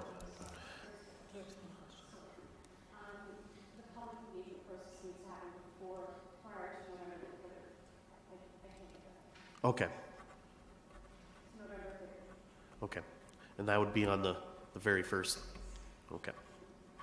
All right. So we're going to deal with that staff also investigate a solution involving the regional landfill. We're going to deal with that amendment. So all those in favor? Recorded vote.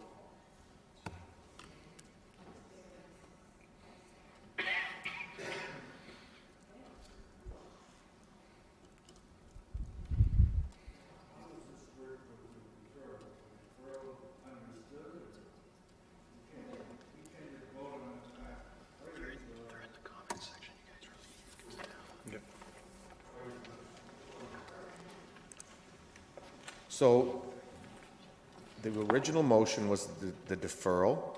The amendment is that the deferral, in fact, it's with respect to time and the additional language that goes with it, and that's everything. Just put it all in one, moved by Councillor Galloway Seelop to keep it simple. Do it all in one. I think that's probably the easiest, is it not?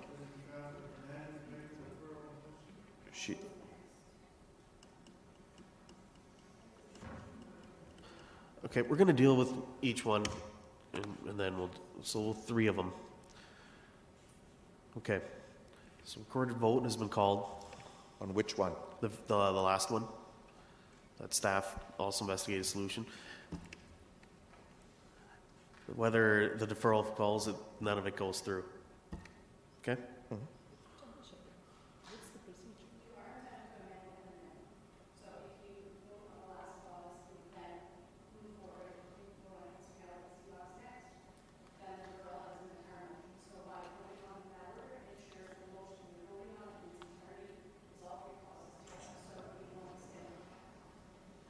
You want me to do it all in one together? Yes, okay, so the way I was doing it is correct. Okay, so that's how I'm doing it.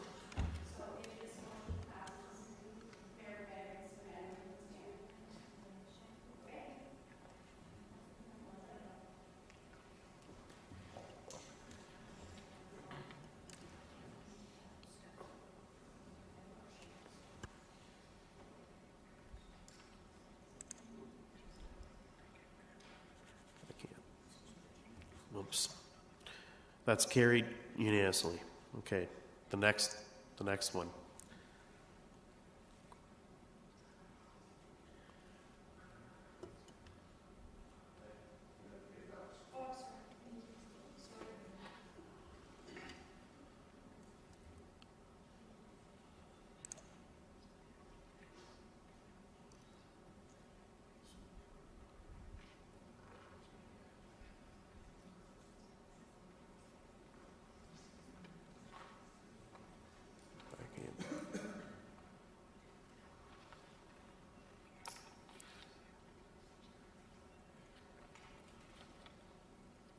Okay, that's carried unanimously. And deferral.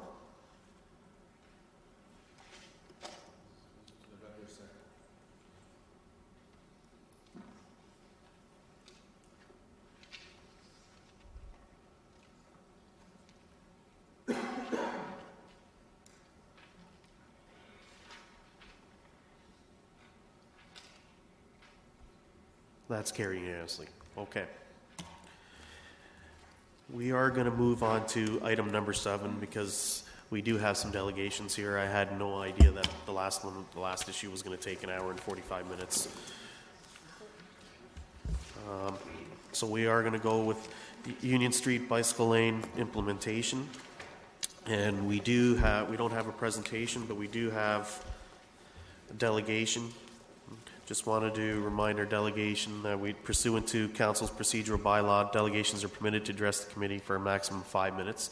And we have Mr. Gary Shard. Welcome, Mr. Shard.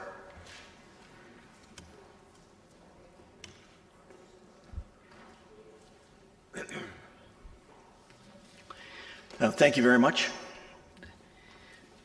Good afternoon, councillors. It's good to be here. I brought some residents along with me. They're in support of what I'm going to say to you today. Again, thanks for the opportunity to respond to your proposed road diet plan for Union Street, a change that is causing concerns for many of the residents. Union Street at present is a wide and beautiful street with well-kept homes flowing into Bright-Up Park. And it has lots of parking on both sides of the street. And one of the reasons that I'm residing at Union is because of this fact and the beauty of this street. My wife and I moved to Union about a year ago. It's a beautiful area. It is sufficiently wide as to accommodate parking on both sides and with lots of room for cyclists as well. Things are pretty ideal currently. This can be observed regularly each day of the week. Pedestrians, motorists, cyclists, accommodating each other with few, if any, problems. The only concern really that most residents have on Union Street would be the speed of the traffic at times. And this can easily be resolved with appropriately placed stop signs. Right now, there are no stop signs between Lancaster and Margaret Avenue. Problem solved. This would make it a safer community for all concerned. As the saying goes, if it isn't broken, don't fix it. In fact, the changes that are being proposed will create a much more dangerous situation than anything that we have now. Cutting out half the parking will force residents to have to cross the street mid-block to enter their cars and on return, cross the street again mid-block to return home. Sometimes with bags of groceries, etc. In a sense, they will be forced to jaywalk. What does the research say about crossing the road mid-block? A recent news article pointed out that you're gambling with your life if you're crossing mid-block on a street. The article went on to say, and I quote, "You are 5 times more likely to die mid-block than at any other crosswalk when struck by a vehicle, according to Mataga Harder of the Ryerson School of Management. At mid-block, vehicles are traveling faster, so crossing exposes pedestrians to a greater risk." I can foresee a situation, if the road diet is implemented, where you have citizens dodging traffic to try and access their vehicles and return home safely. And you do have many seniors on the street. This will be a much worse situation than anything we have now. Safety of citizens has to be a top concern for the City of Kitchener and the councillors whom we elect. The road diet plan raises serious safety concerns. The road diet plan will also only have any impact for cyclists for approximately half of the year, and yet the serious safety concerns will be with us every day of the year, and particularly bad in the winter. And my point is that cyclists have a very favorable situation at present with the width of our street. And the number of cyclists in our minds does not justify the changes. And it's an expense that doesn't need to be incurred by taxpayers. I would like to conclude by saying that residents were very dismayed, disappointed at the poorly and hastily organized meeting that was arranged by city staff so that we could share our concerns at Pruder Public School. There was not enough advance notice for the meeting, which was acknowledged by Councillor Sarah Marsh when I responded to her after the meeting. The meeting was set up in a format whereby residents could not sit down as a group and listen to the information shared by city staff in terms of the rationale and the details of the plan. 50 or more people had to try to find the city reps scattered around the gym. Citizens did not have an opportunity to hear other residents' views and ask follow-up questions. It was just poorly organized and designed not to allow for open dialogue. When asked why the meeting was set up this way, one of the officials said, "Well, the last time that we had a sit down, it didn't work out well." In my opinion, they probably received real feedback that didn't support the proposal and thus made their work harder, I'm sure. But so be it. That's democracy. I think you have to go into these meetings with an open mind and hear all sides, and the decision should not be made until all are heard. Again, my main concern, as it will be with most residents, is that we are creating a potentially hazardous and unsafe situation, forcing residents to cross mid-block, whereas the current situation is safer for everyone, including cyclists. Let's save our taxpayers' dollars and put it into things that our neighborhood needs. Stop signs, broken curbs, sidewalk trip lips that have been temporarily asphalted for 5 to 6 years and not replaced. I would predict that if we had a vote on the street whether to go ahead with this plan, the overwhelming majority would say no. Again, if something's not broken, it doesn't need to be fixed. We are asking councillors to take into account the majority feeling of people on the street and reject this plan. Leave well enough alone. Thank you. Okay. We do have some questions for you, Mr. Shard. Councillor Marsh.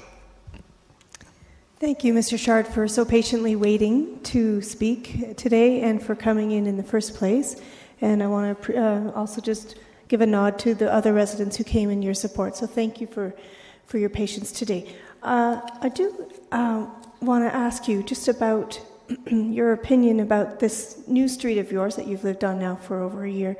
You say that the situation, in your opinion, is ideal, except for the speed of traffic at times. When you're thinking about crossing mid-block, if that had to be the case, can you think about the visibility of cars coming? Do you Can you tell us your opinion about the visibility of cars coming from a distance in terms of sightlines? Well, as I said, I just think in the research that I've looked into regarding crossing mid-block, it's just a more dangerous situation, and you are going to have many people, like half of the people on Union, are going to be crossing that street to get to their cars and going back. And I've experienced myself, even if I have to go to the other side of the street to visit a neighbor, you have to be very careful, because Union Street right now is a fairly busy street. Now, it may not be quite as busy when the Margaret Avenue Bridge is completed, but right now it's a fairly busy street. And crossing over and crossing back, I mean, sometimes it's unavoidable. You have to do that, depending on the neighborhood you're in. But to actually change things from a good situation to make people, put them in a more dangerous situation, I don't think is advisable. Mm-hmm. Okay. Thank you. Councillor Fernandez? Thank you for coming in. And just can you help me understand, have you seen the report with all the pictures? Yes. Yes. So you live on Union Street. Can Yes. you just give me the two streets that you live between? Beamer and St. Leger. Okay. All right. Just wanted to get sort of a fix on where that was. So in looking at these pictures, I noticed that just about every house has a respectable sized driveway that would fit at least two cars. Not on our side. Not the on your side that side? I live on, people generally have just enough driveway to fit one car. Okay. So for the majority of the time, then you have a car parked in front of your house? Many times I do, and I think if you observe the street, there are, I think on the weekend when I went out, and this was in the evening, like there were 10 cars parked on the street within my view of my house. So there are many people that do use the parking on the street. So a rough guesstimate, I'm looking at this map, there's about 30, maybe 35 houses between St. Leger and Beamer. So you said... Yeah, I haven't counted them. Yeah, I'm just doing a quick guesstimate. Right. So you're saying to me that on Sunday night, last night, you counted 10 cars in that stretch that were parked? Yeah, about that. And they're residents or visitors? Could you guess that? Oh, yeah, I can't. Okay. I I don't want to put you on the spot. I wouldn't be able to tell you that. All right.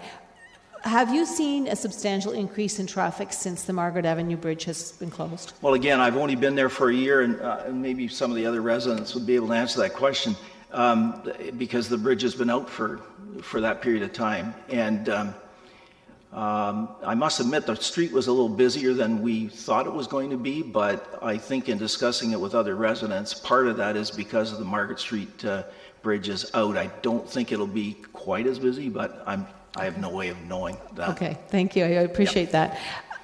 You talked about stop signs, and I'm not sure if you are aware, this road diet is an effort to address speeding along the street in a different way than we used to with speed humps. And one of the things that we've talked about in the past around here is that stops, and we've heard people say stop signs help speeding. Well, I don't know that it helps speeding, but it certainly gives some people a false impression that somebody is stopping and they will cross, and instead they don't stop, they just roll through. If you understood, how do I put this better? Are you understanding that the intent of the road diet is not specifically for bike lanes, but specifically to address the speeding on Union Street? Well, I've heard that, but what are we going to do? We just go, every time we have a street where we have, fast moving traffic, we're going to put in bike lanes? No. I mean, I know it is mentioned that bike lanes tend to slow traffic down, but for the residents, for us, everything is fine the way it is now. I mean, everyone's getting along, bicyclists are doing just fine, and we just don't see the reason for this. It's to us, it's just a waste of money. Okay, and I can respect that idea, but what I'm trying to say to you is that the road diet, regardless of the bike lanes, is intended to be another form of trying to narrow the road so that visually drivers start to slow down. I mean, parked cars kind of do the same kind of thing as well. So if that was your understanding, would you feel more comfortable with the concept? Because you're raising the concern about speeds. Having a narrow road reduces speeds and would make it actually safer for you to cross. Well, since we had this proposal, people on the street, have discussed the situation, and most people will say, well, really the only problem we have is probably traffic going too quickly. Mm-hmm. But no one's expressed the need for bike lanes. Okay. And so I just think the plan is, if you went ahead and now apparently someone did go door to door, so they must have some information. But if you said to people, would you just like things to stay the same, or do you want a road diet? I am absolutely sure the majority of people would say, hey, leave things the way they are. They're fine the way they are. Everyone's getting along fine. There's no need for this. Okay. I can see if there was a need. But I don't even know, like, neighbors were out there at various times. We see, certainly there are cyclists that use Union Street, but I want to know what that number was in terms of the number of cyclists that use Union Street each day. I just don't think it justifies a road diet plan as is proposed. And I think the thing that did bother people was the meeting that we had. It was a flawed meeting, and it just didn't allow people, even now, even going door to door, people did not get a chance to sit down as a group and to ask questions of city staff, or staff to make a presentation and explain the road diet to us, and then allow us to ask questions. And I agree with you. We never got that opportunity, and we still have not received that opportunity. I agree with you. I think that's what really critical in our public engagement is that we do those presentations and allow people to hear the questions their neighbors have and hear staff respond. Yeah, and that's I think what we were missing. Mm-hmm. And it may have worked out very, very differently if the staff had made a presentation to us, an effective presentation. Maybe people would have changed their mind. I don't know, but we never got that opportunity. And that's the reason that I'm here, just simply because of that fact, and the fact that people around me, we don't see the need for this. Somebody does. Now, I can appreciate maybe there's some cyclists, special interest group in terms of cyclists that are wanting to do this. We don't have anything against cyclists. We don't. It's great. But in this case, it's just not needed. I mean, and we've heard the residents in West Heights, and apparently councillors listened to the people in West Heights with some of their suggestions, and that was very good to hear. At Lexington Street, the city of Waterloo has just stopped a road diet going in on Lexington Street in Waterloo. Now that's a different situation because they went from 4 lanes to 2. And that's not what you're suggesting here on Union. But okay. Thank you for answering my questions and for elaborating. Appreciate it. You're welcome. Councillor Yaneski. Thank you for coming in and making your presentation. Appreciate it. Your name is Mr. Sharp? Is that what it was? Chard, like Swiss chard. Oh, chard. Oh, okay, sorry. I didn't catch it initially there. How many residents are you sort of, in terms of your presentation, you're representing the folks that you got here, or are there others, or? We have had sort of a loose-knit committee of, I would say we're called the No Road Diet Committee, or citizens group. One of my people here might have a better idea of numbers. I'm not totally sure. Do you have any idea about a number?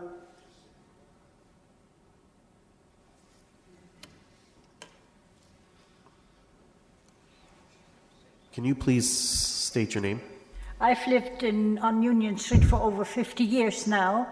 We've never had any problem there. And I started Neighborhood Watch, so I know most of the people living there.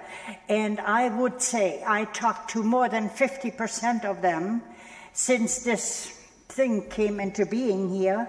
And all of them say, leave it alone, because there really, really is no problem. And I appreciate him saying that there is a lot of traffic, which actually there is only in the morning when people go to work, and in late afternoon when people come home from work. Otherwise, there is not really that big a traffic. But yes, he's right, some speed a little bit, but those are always the same people that are speeding, and maybe we should talk to them. Could we have your name for the record, please? Your name. Oh, it's Elke Anton. Thank you. Okay, thank you, Elke. You said you were following back to Mr. Chard there, the West Heights scenario. Do you follow that closely in Lexington as well, you're saying, correct? Well, I read about it in the paper, in the editorials. And, you know, as I said, I was impressed that the city of Kitchener, I don't know much about the background to it, but it seemed like residents came forward, you listened to their concerns, and things were changed accordingly. So, I mean, that's great. I mean, that's what every resident wants, is just a chance to be heard. I've driven I've driven Union Boulevard before, because something's coming across through the city there. And I can't recall, are there any parking restrictions along Union, like no parking on this side or no parking certain hours or schools? I think down by the park, but down by Bright Up Park where the ball diamonds are, I think you can only park on one side down there. I'm not sure whether there are any other parking restrictions. I'm not sure that there are. There's parking on both sides of the street. Okay. And I know there's no parking through the park where you got to meander through the Bright Up wood lot itself to get to Margaret Avenue. There's no parking there, I understand. No, it's kind of a windy road there as well. Fairly narrow there. Yeah, it's very, very narrow. Okay, thank you very much. You're welcome. Councillor Gazzola. You've answered most of my questions to other people, but I do have a question to staff. So I think you've answered all. I wondered about the cyclists and whether you had been interviewed or not. So I want to reserve my question. Okay, sure, you can reserve your spot. Councillor Schneider. Yes, thank you, Chair Ioannidis. Just wondering, is the potential loss of parking, is that your main concern? My main concern is the situation that's being created in terms of safety as a result of the changes in parking on the street. That's my major concern, is that I think we're creating a more dangerous situation than we have now, and that makes no sense to me. Okay, I'm just trying to, the potential loss of parking on one side of the street and the people having to cross to the opposite side. Yeah. So the loss of parking on one side of the street is a major concern. Sure, it would be a major concern of anybody in a similar situation. Anytime you're going to lose 50% of your parking, and you're going to have to cross the street and come back across the street mid-block, that's a concern. Yeah. Okay. In the West Heights situation, we did reach a compromise where we still had parking on both sides of the street and bike lanes. Would that be a reasonable compromise for you? I don't know whether that would work on Union. I don't think, I'm not sure of how wide West Heights is and so on. I think that would certainly look after that dangerous situation in terms of parking. But I don't think it can be done, but I might be wrong. Okay, thanks a lot. Yeah. Okay, thank you, Mr. Shire. We have no further questions for you. Thank you very much. Just wanted to make one quick note. Ms. Elke Anton, do you wish to add further to?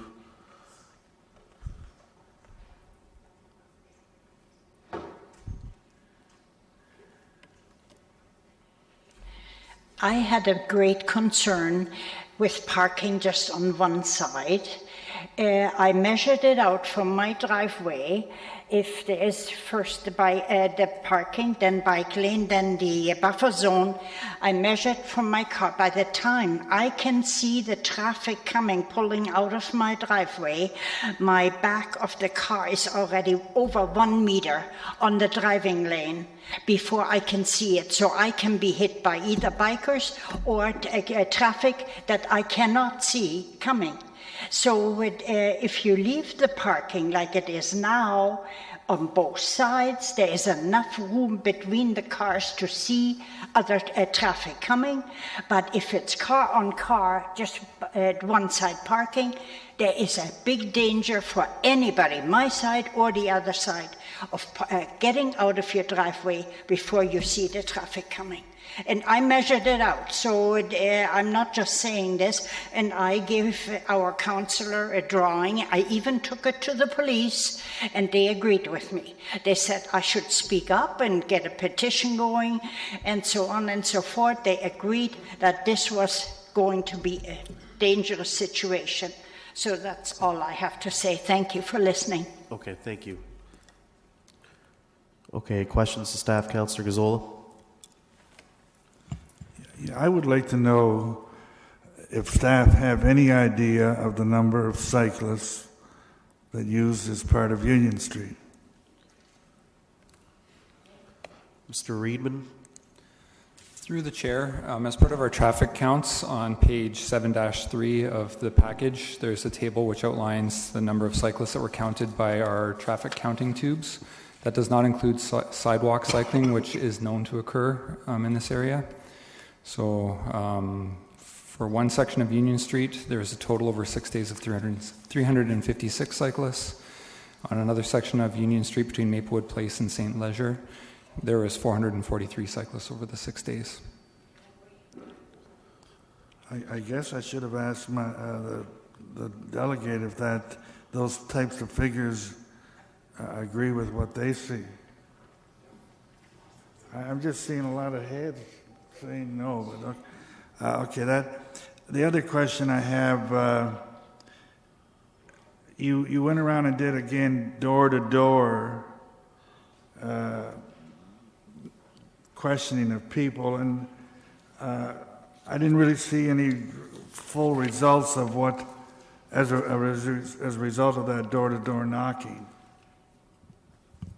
Through the chair, we went door to door to dialogue with citizens along the street, and we left information brochures with them. We wanted to understand the concerns and understand how we could adapt the plan to better meet residents on the street, and that's what led to us recommending moving parking from one side of the street to the other side. The purpose of this door to door wasn't to gauge support or not support for the plan. Well, yet the previous delegate said that she'd heard from over 50% of the people in that part of the neighborhood, and by far they were all in favor of keeping the things the way they are. So again, we seem to have a discrepancy on what the results are. Okay. Any further questions? My final question is that on West Heights Drive, the cost there ended up around $90,000, started at $120 and ended up at $90, and here the costs are at $20,000. Is that correct? Through the chair, West Heights Drive is about 3 times the length of this section of Union Street, and there's no concrete work proposed for this section. It's only paint, signage, and labor associated with that. Yeah, okay. Thank you. Councillor Marsh? Thank you. Question of staff, just wondering if you could comment on the resident who spoke on his concern regarding mid-block crossing on this roadway. If you could comment on, your feedback regarding that concern on this particular street. Through the chair, we received very little feedback on that. I'd like to highlight that this cross-section is very similar to the cross-section that we just recently installed on East Avenue, which after installation of that, we have not received any complaints about having to cross the street. Traffic volumes and speeds on East Avenue are very similar to what's seen on Union Street. Okay, thank you. And when staff received feedback about concerns of sight lines on one side of the street for part of the street where there's a retaining wall for a lot of the residents. I'm wondering, when you changed parking to the other side of the street, did you consider that streetlights are actually on the same side as the retaining walls, and so people parking on the other side of the street would not have an option to park their car under a streetlight, and so therefore making it less thief resistant. So can you comment on that in other treatments, in other places? Do we consider where the streetlights are when we look at which side we put the parking on? Through the chair, street lighting is intended to cover both sides of the roadway. With the current high-pressure sodium lighting, it tends to create more of a spotlight right under the light. But we do have Nyberg Street, where a concern was raised at that time of putting parking on the opposite side of the street away from the street lights. We haven't heard any complaints since that installation in terms of increased vandalism at that location. The other thing to be cognizant of is the city's working on a business plan for LED roadway lighting, and LED lighting does create a better spread of lighting across the road, so the lighting is more uniform. Okay. And so, based on your design work previous to this redesign, can you help me understand, would it be just as easy for staff to paint the parking location on either side of the street, depending on where we land on this? Through the chair, that is correct. The only area that we would be limited is around the park, because our bylaws do not allow street parking right in front of a park for safety reasons, for kids that may, chase a ball off into the roadway. So that's the only location where we would want to keep the parking on the north side of the street. I do have the alternate design here, which had parking only along the north side of the street, and that was what was presented at the public meeting. Right. Okay. Thank you. Councillor Schneider. Thank you, Chair Ioannidis. Justin, do we have the potential to reach a similar compromise like we had on West Heights, where we could have parking on both sides with the smaller bike lanes in this situation? Through the chair, we do not. West Heights was 14.6 meters wide, and Union Street is 12 meters wide, so that extra 2.6 meters is what gave the ability to provide parking on both sides of West Heights. So similar to East Avenue, where we could only fit parking on one side of the street, it's the same design for Union. Okay, thank you. Councillor Fernandez. Thank you. It's not really a question, but more of a point of clarification. When Mr. Reedman said 356 cyclists in those stretches, that's over 6 days. So if you divide that out, that's about 50 cyclists for an entire day period. I think that needs to be understood. Whether it's 41 day or 60 another day or 20 another day. So this is a total count. I think one of the things that becomes a bit of a challenge is to really recognize the number of cyclists that happen maybe in a combined period. Is that where we're getting some pushback from the citizens?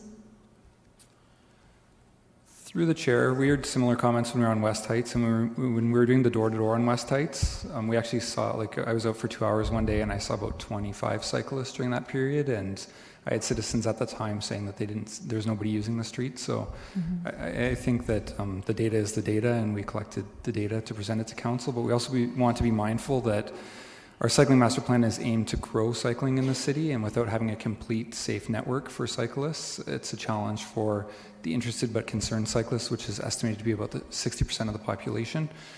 So until we have that complete network, we're not really growing our cycling numbers as much as we could. Exactly. The other thing that I wanted to mention to you, because the delegation was not sure, although I got some nods that the traffic had substantially increased with the closure of Margaret Avenue Bridge. My understanding is that Union Street is a significant connector for people who travel from, who once the bridge is open, for them to connect to downtown. Is that a correct assumption? Through the chair, the volume since Margaret Avenue is closed have gone up about 500 vehicles per day. However, the speed has come down from 59 kilometer an hour 85th percentile speed to 56 kilometer an hour 85th percentile speed from the two data reporting periods between when that bridge was open and when it was closed. Okay, so I guess my point that I was trying to get at was that once the Margaret Avenue Bridge is open, the emails that I've been receiving is that it will allow the people who want to use Union Street as a cycling route, that this will open that up for them. Through the chair, a lot of people are using Lancaster right now, which is quite hilly. So Margaret Avenue has bike lanes installed on it, and once the bridge reopens, this is part of that cycling network and cycling route. Okay, thank you. Okay, we have no further questions. Do we have a mover for the recommendation? Councillor Marsh? Yeah, I'm prepared to move the motion. Okay. I have some comments. Do you want to wait till the end if there's other comments? Or you prefer to? I'll just open Okay, with go some ahead. comments, if that's all right, or no? Okay, Clarification, go ahead. Councillor I just want you clarify whether you're moving the one in the report, or I believe Mr. Reedman said there's an adjusted version. Am I correct in hearing that? Through the chair, I did bring the design that was shown at the first public meeting, but after the door-to-door, we decided to switch the parking to the south side for the two-block section. And that's what's reflected here? What is reflected here is parking alternating on the two sides of the street.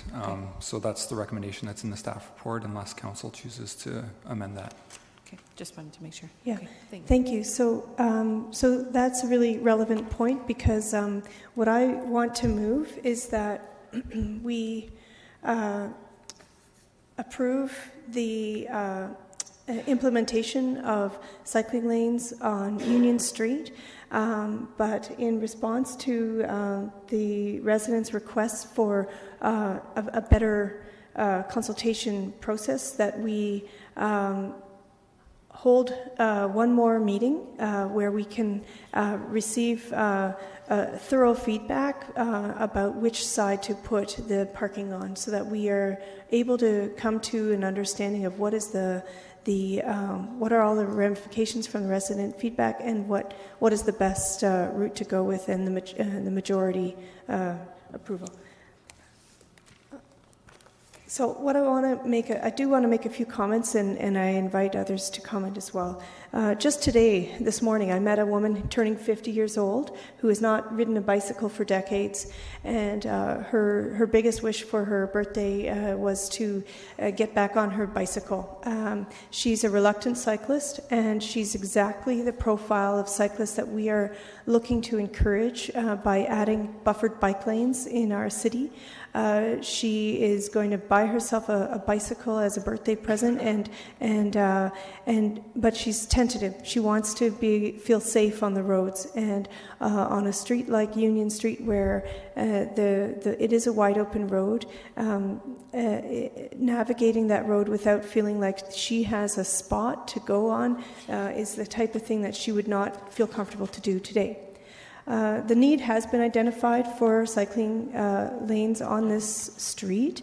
As much as I do, I fully hear the residents. I've met face-to-face with Elke and Bob. I've met with others on the street. I've been out to Union Street multiple times to talk to residents. I have heard heard from many residents in the surrounding area and directly on Union Street who are looking forward to the bike lanes. They want to support cycling. They are cyclists themselves. I've received numerous letters and emails, including today, from people who are cycling advocates who were unable to make it to the meeting today. Regarding one other comment, just to clarify, this cycling lane is not for 6 months or 8 months of the year. It's a cycling lane that's meant to be for 12 months of the year. There are people who would be using it as their commuting route as winter cyclists. So as the ward councillor, it's my role to listen to the residents and to try and make a decision that I feel is going to work well for the residents of our ward, but also of the city. And it's my conviction that this is the right path to go. I also want to mention that it is paint on the road. We are not making any hard concrete changes to the road. If we find that the results do not decrease speed on this street and do not improve cycling capacity for our city, then there's always an option in a year or two to take it away again. I mean, this is a paint on a road. So thank you. Okay. Councillor Gazzola. Sorry, I thought I didn't click in. Yeah, this has to come back to council, in a couple of weeks, I think. Is council meeting next week? And anyway, I've got a week, okay? At this point, I can't support what's here before us. Again, we see from what I'm hearing, the process wasn't that good for the people on the street, at least for the people that took the time out today to come and tell us their point of view. So, that whole process we need to review. This is West Heights all over again. Now, I'm a cyclist, 77-year-old cyclist.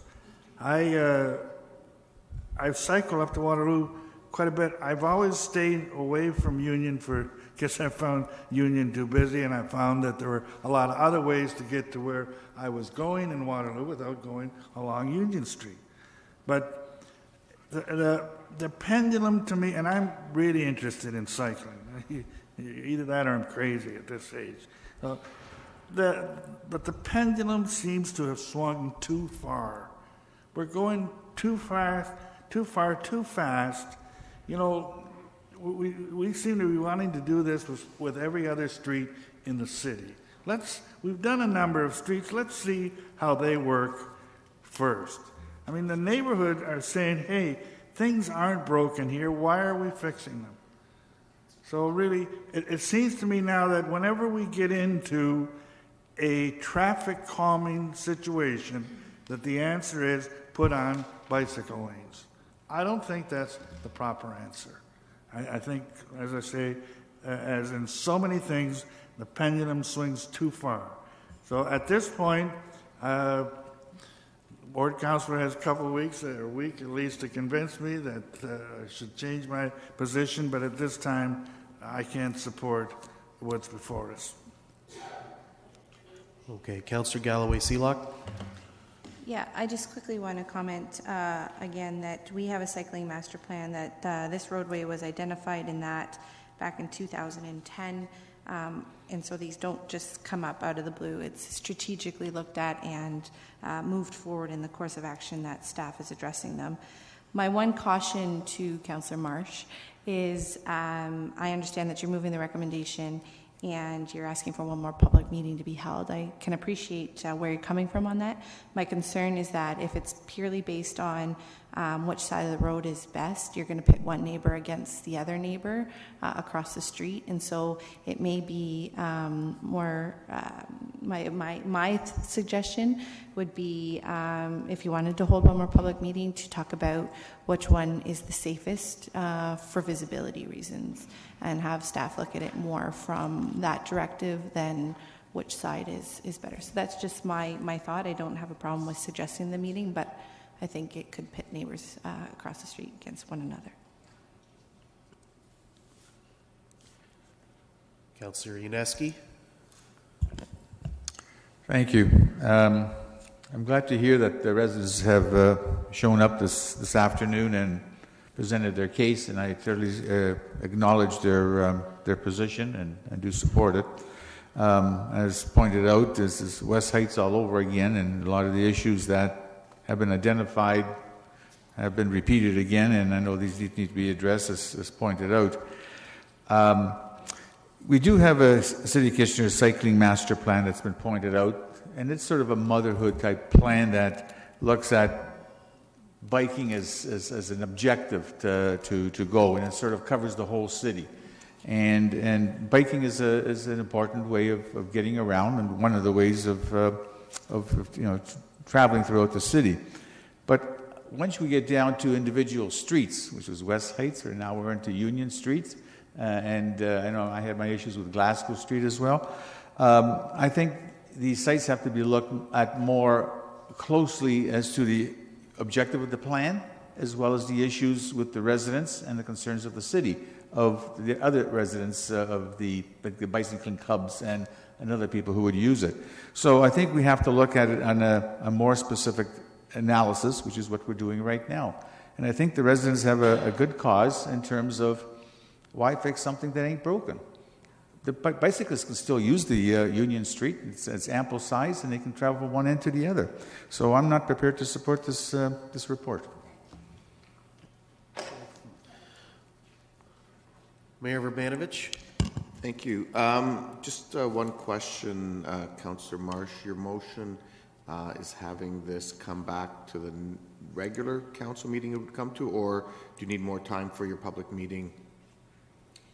My concern is that the goal was to have this completed in 2015, and if we wait much farther, then it won't happen in 2015. Looking at where we are with the year and weather-wise, is that still doable or not? Through the chair, it would be very challenging with Oktoberfest coming up and the temperatures. It may be possible, depending on what the weather looks like. We need about 12 degrees Celsius for 5 hours for the paint to cure. Okay, so I guess I'm just raising that. I mean, I'm supportive of where you're going, and I'm supportive of this additional meeting. And yes, it would be ideal if this was earlier in the year, but I'm wondering if at this point we're better off to have it come to the next council cycle after, as opposed to. I mean, you represent that ward, so I'm looking to you for in terms of what you're looking for in terms of that citizens meeting. So in order to make that call, just a question of staff. When you're saying that because of the staff constraints during Oktoberfest time frame, are you saying that the temperature for the paint would need to be warm enough after Oktoberfest, or what time frame are you looking at doing this work? Through the chair, we could start it right after it's approved at council. So if it's approved at the next meeting, we could start by pre-marking. We just rely on our operations staff who do the line painting. They also do the setup for all the no parking, the road closures and everything for Oktoberfest. So they do have a significant time demand around that area, and the weather is fairly iffy in October. So we need it to be dry, relatively warm for a duration of at least 5 hours, and you need to be available to do the painting at the same time. So unlikely. And what would be the time frame for it to be painted on in the spring? Through the chair, as soon as the weather's warm enough, this would be one of the first projects since it was approved, or will be approved late this year if approved. Which is when? April? Late April, May. Okay. And in terms of a turnaround time for creating a meeting that we could mobilize residents to come to, can we do that in the next week and a half? Ideally, we would like to give 2 weeks' notice. So our notice requirements weren't that great for our last meeting, which is some of the criticisms. And typically, our notice is 2 weeks. So we would need at least 2 weeks, if we meet our minimum notice standards. And that's minimum. Minimum. I want to get this in 2015, but based on that feedback, we will need to give more notice to residents so that we do have the proper process in place. In my opinion, that's what I'm moving, is that we defer until after a public meeting is held to seek out the best and safest side of the street to put the parking. But that I'm moving that we approve the cycling lanes today. So just if I can speak to that, I will support the motion that's been brought forward by Councillor Marsh. There's been a number of comments made about the various reports, and I just want to remind Council that These are comprehensive plans that have gone through citizen engagement and so on, both at the city level and at the regional level in terms of the cycling master plans, as well as our different approach to traffic calming, which Council also approved not that long ago. And it looks at some of these kinds of options in terms of dealing with traffic calming issues. I do think that, and I've heard from a number of people who are cyclists as well, who are concerned from a safety perspective and, in fact, want to see this go ahead. I think there are some issues that need to be worked through, and Councillor Marsh has suggested a way of dealing with that piece of it. But fundamentally, this is a direction that the community has supported, and when we are looking at these kinds of issues, while we need to balance neighborhood concerns, we also need to look at it in the context of the overall city and the transportation network that all citizens are looking for going forward. Councillor Singh? Yes, thank you, Mr. Chair. I too will support the motion and the additional amendment by Councillor Marsh in ensuring that additional community dialogue is initiated before the actual lane markings go in place, and I think that should help to serve clear input and feedback, addition to what's already been done from that neighborhood. And just to echo some of the comments of Mayor Voinovich, this council initially approved additional measures or looking at alternatives for speed calming to ensure more safer streets in our neighborhoods. And we can't be tarnishing or being frustrated with these new measures and different approaches when we ourselves know the ultimate alternative is vertical speed bumps, and no one was happy with those either. This is a much more softer approach, and like Councillor Marsh has said, that these are lane markings, and after a year, the public will have additional input coming back to the city. And if we see that it's not achieving its intended goal, then it can easily be, with a very minimal cost back to the taxpayer, looked at different approaches. So based on that, I will support the motion and the amendment.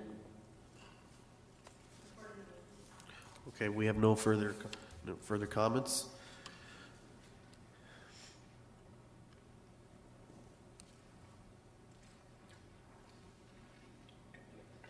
We can take the vote, yes, please.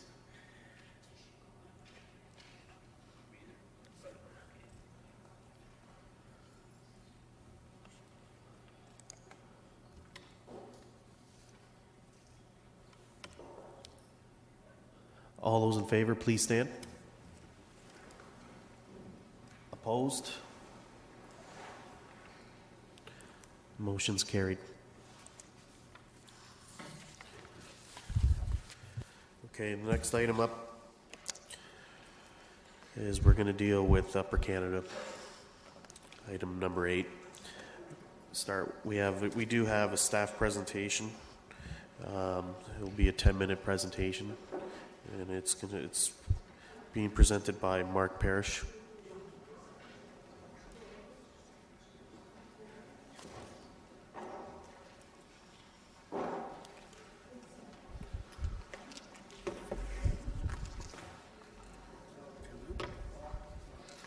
Welcome. Welcome, Dan. Good afternoon. We'll do some quick introductions. My name is Dan Ritz. I'm with the Design and Development section. With me also here is Mark Paris. Behind me we have representatives from the Southwest Optimist Club, so welcome. And also to my left we have representatives from the Dune Pioneer Park Association. The presentation is really about two very worthwhile projects.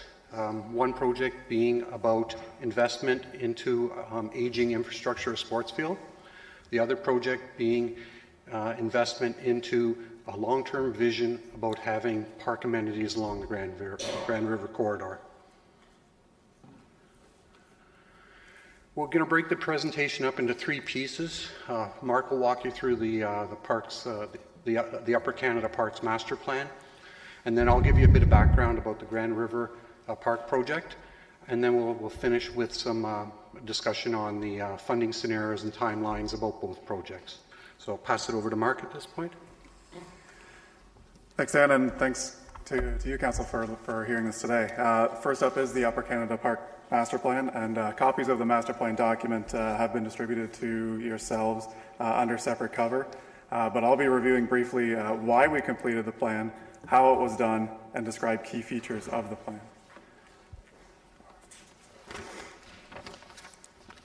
So one of the persistent questions through the Master Plan development was why Upper Canada Park? And it's an answer with many parts, which we'll clarify in three ways. The first is the need, specifically the need of an old park and reinvesting into aging infrastructure. And the second, the need to locate a permanent skate park facility. The second part is the demand of diamond time, primarily due to diamond losses throughout the city, specifically Fisher Park and Hofstadter Park. Those are the current losses and also the future losses, particularly Bud Park and the redevelopment of it.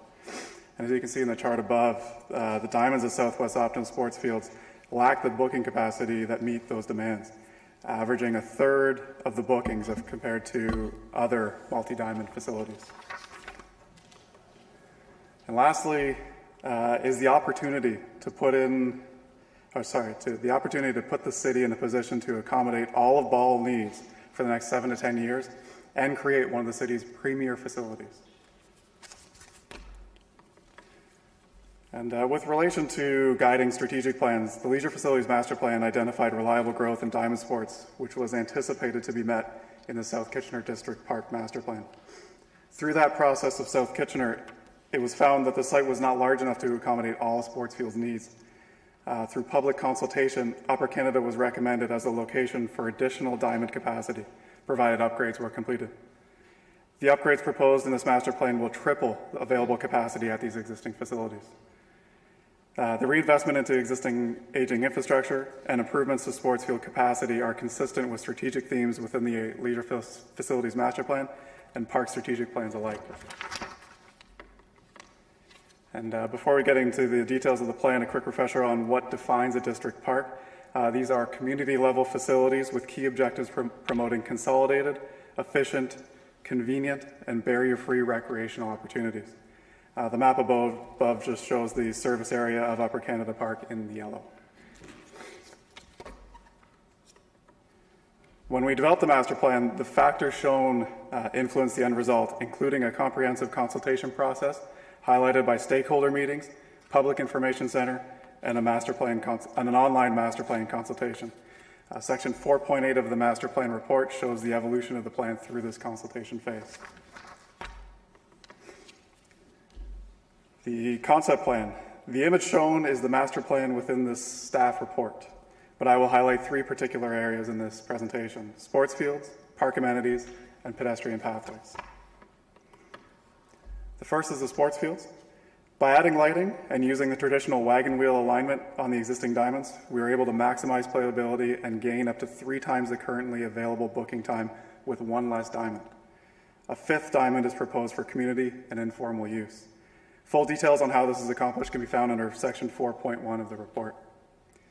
With parking realignment and expansion, we are also able to meet on-site parking demands with 90% more capacity using only 45% more pavement, with greatly improved function for vehicles and pedestrians.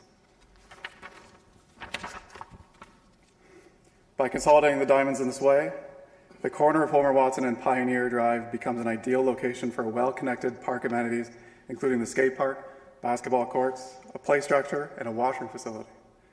This area will also be flexible in accommodating any community center amenities that may be displaced during the neighboring community center expansion study, such as the existing splash pad. Finally, the creation of strong pedestrian connections and access points with the goal of connecting the fragmented open spaces and developing a barrier-free pathway system promoting full use of the site. I don't know why the image isn't showing up there, but I promise there's an image there. Of the master plan elements shown, the first priority are the sports fields and related infrastructure, that being parking, pathways, and maintenance compound. The second priority includes 2 parts: 2A, which includes amenities with the ability to implement along with the sports field work, this being skate park, basketball, complete pathways, and neighborhood park improvements. And a second phase of the second priority, which can be phased at a later time, such as the washroom facility and final parking lot upgrades. The final priority consists of future upgrades that would be advantageous to partner with adjacent projects. Two major ones being Schneider Creek rehabilitation and the community center expansion, currently scheduled for 2022 and 2017 respectively. With that, staff are proposing two recommendations: that the Upper Canada Park Master Plan be approved and that the location of the proposed skate park within the master plan also be approved. And to address the Grand River project and funding report, I'll turn it back to Dan. This next section will deal with two pieces. I'll do a little bit about the Grand River Park project, its vision, and the project process and status, and then we'll talk about some of the funding scenarios for both projects. So the Grand River Park project really started back in 93 and 95 with the Grand River strategy about having a continuous public open space corridor along the Grand River.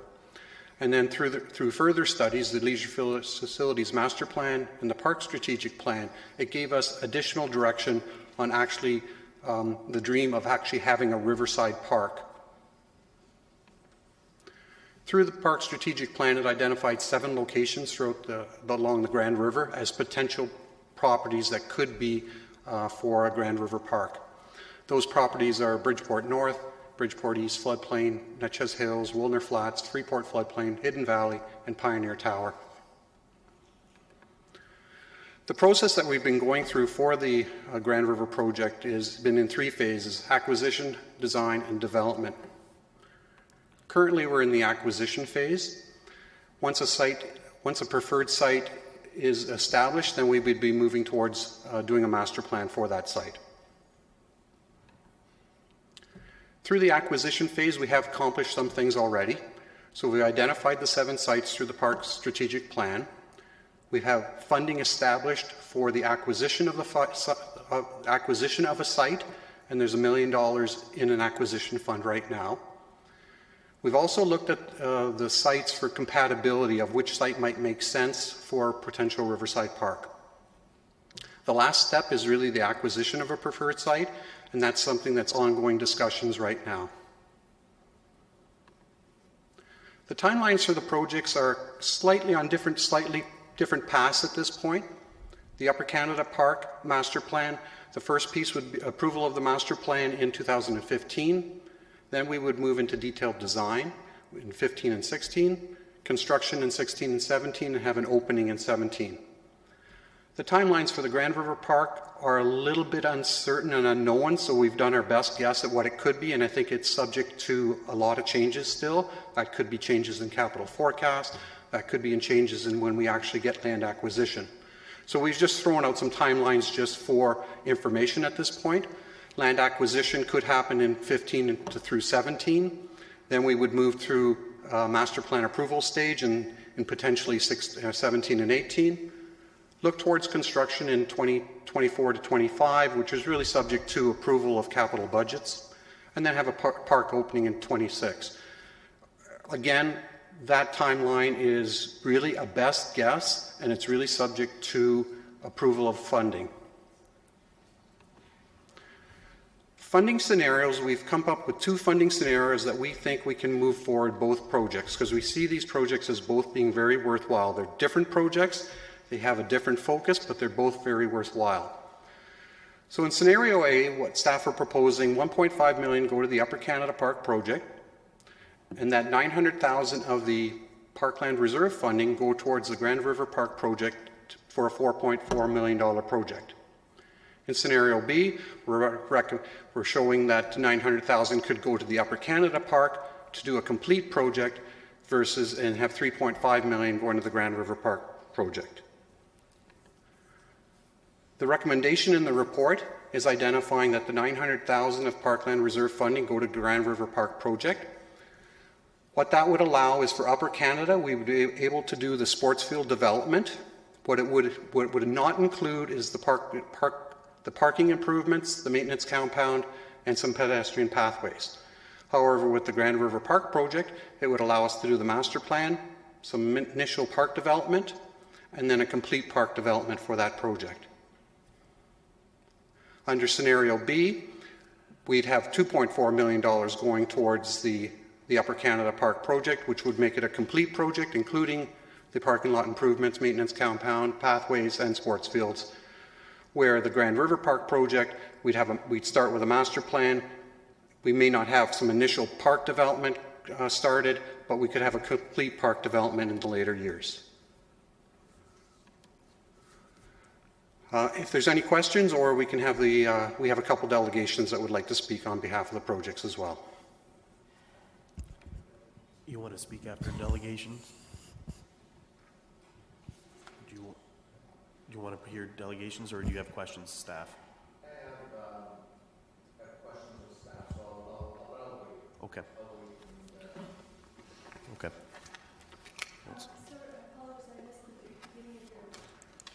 I missed the beginning of the presentation. Did you distribute a copy of your presentation that you just gave today? There's a copy of the master plan report. Yeah, we have that. Yeah. But the presentation that you just gave?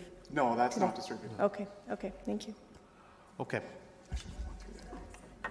So we do have 2 delegations registered.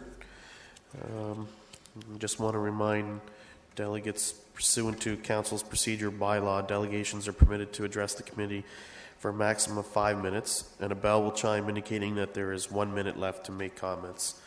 And our first delegation is Terry Toshef, and he's from the Southwest Kitchener Optimist Club. Welcome, Terry.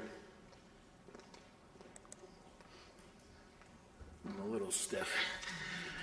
Good afternoon, committee members. My name is Terry Toshef, and I represent the Southwest Kitchener Optimist Club. Thank you for allowing us time to speak today to show our support to the Upper Canada Park Master Plan reported dated August 2015 that is being presented to the Council today for approval.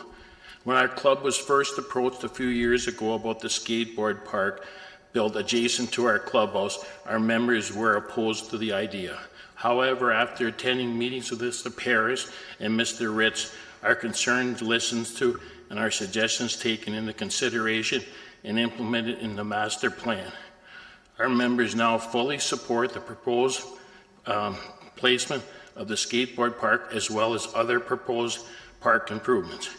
We are very pleased that Mr. Paris and Mr. Ritz took the time to meet with the local residents and everyone who has vested interest in our park.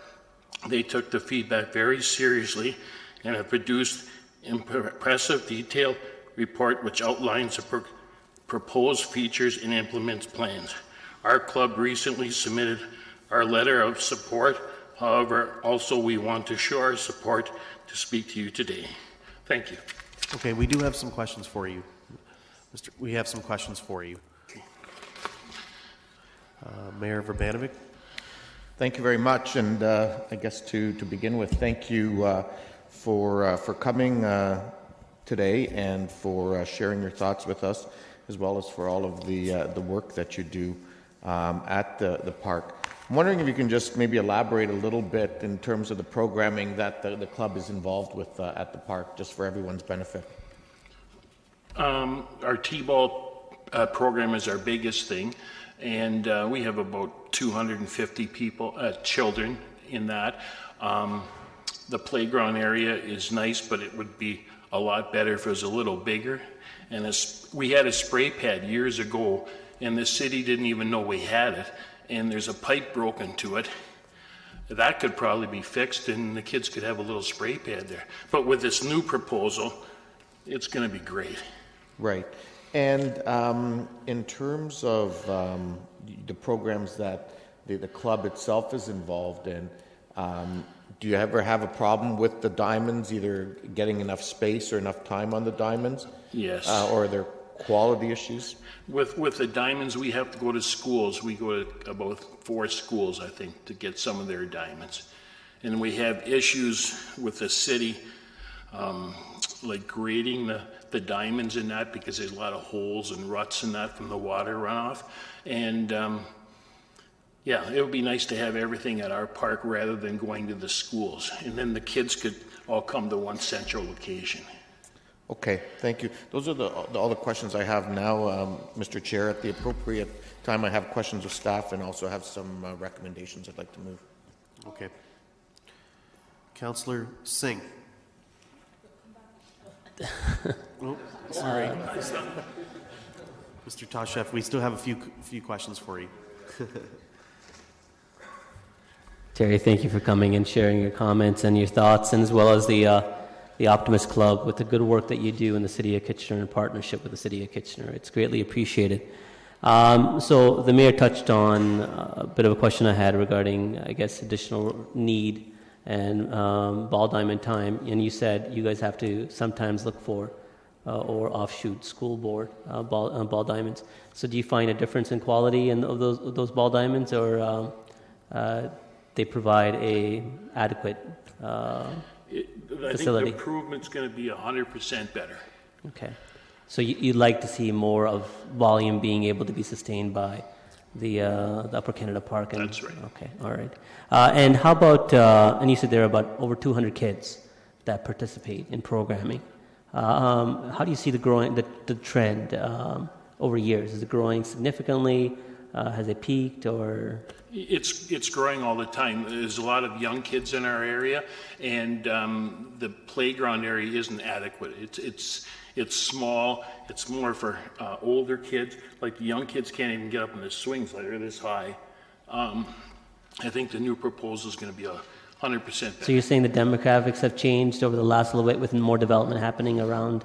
There's that area? all kinds of people Younger coming kids to the now. park now. Okay, good stuff. We All right. have our bike rodeos there and everything, and I'm still waiting for approval for our bike rodeo from June from the City of Kitchener. Oh, okay. Well, maybe staff will take notice. All right. Thank you very much. Okay. Councillor Davey. Thank you. Just one question. In the proposal, it's suggested that the diamonds be lit, and it clearly states that that would add additional playing hours from 9 o'clock at night till 11 o'clock at night. Does your organization use that time at all past 9 o'clock at night? No, okay. We would not use that past. Okay, thank you. Okay, Councillor Fernandez. Thanks, Terry, for coming in, and also for all the community work that you do. I know that my kids went through your program, and I know that many neighboring kids did. As you see this proposal, in front of you, I know you've been sitting here for a couple of hours now, and maybe you've been numbed into submission. I don't know, but as you saw the numbers that were put out here by Mr. Parrish and Mr. Ritz about the $900,000 that would either be included in the plan for the Upper Canada Park, or it would be removed from the Upper Canada Park. Do you see that removing that $900,000 could have quite an effect on how we move forward on this park? Definitely. Okay. Yeah. And when you were, I know that some of your representatives were at a number of the user group meetings. When you were speaking to other user groups, did you get a sense of how they felt about the park and the usage it was getting and what was being presented to them in terms of what the plans were? I think the way the new plans are, the park will be used a lot more to different organizations. Okay. That's just not ours. Yeah. I mean, I think that I know that you guys work mostly with the smaller children, and as you said, it won't affect your programming into the later hours. But after, when it's lit, you see that other ball users will use it? I don't think we have any problem with that. Okay. Because it'll be lit and it'll be, there won't be the dark and no vandalism and stuff. I think it should be fine. Good. Okay. Thank you so much for coming in today and for your patience. No problem. Thank you. Thanks, Mr. Tashev. We have no further questions for you. Thank you very much. Our next delegate is Pam Ritz, president of the Dune Pioneer Park Community Association.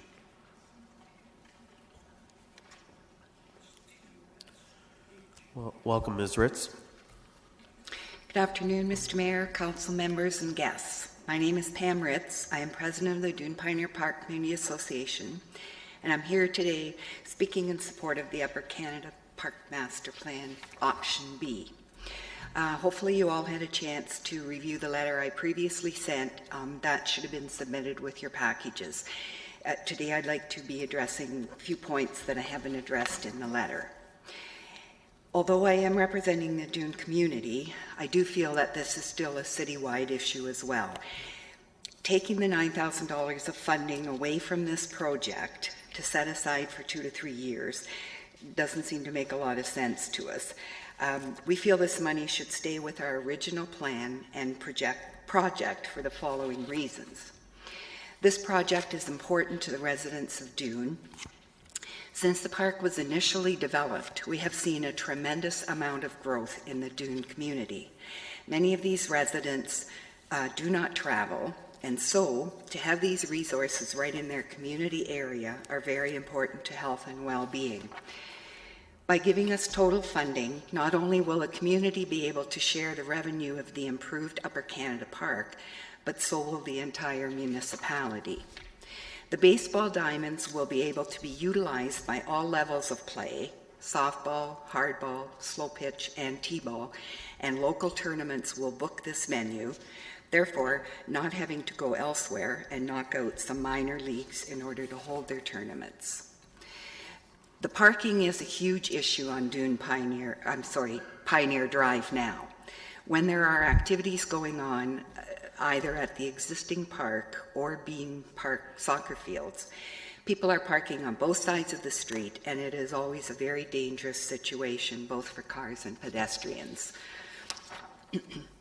Skateboard and basketball are the two major activities in which the youth of Dune participate, and access to unstructured leisure opportunities now is quite limited. Funding for the courts and stationary skate park will not being allotted will just result in the youth doing these activities elsewhere in unsafe areas such as the roads, community center parking lot, etc.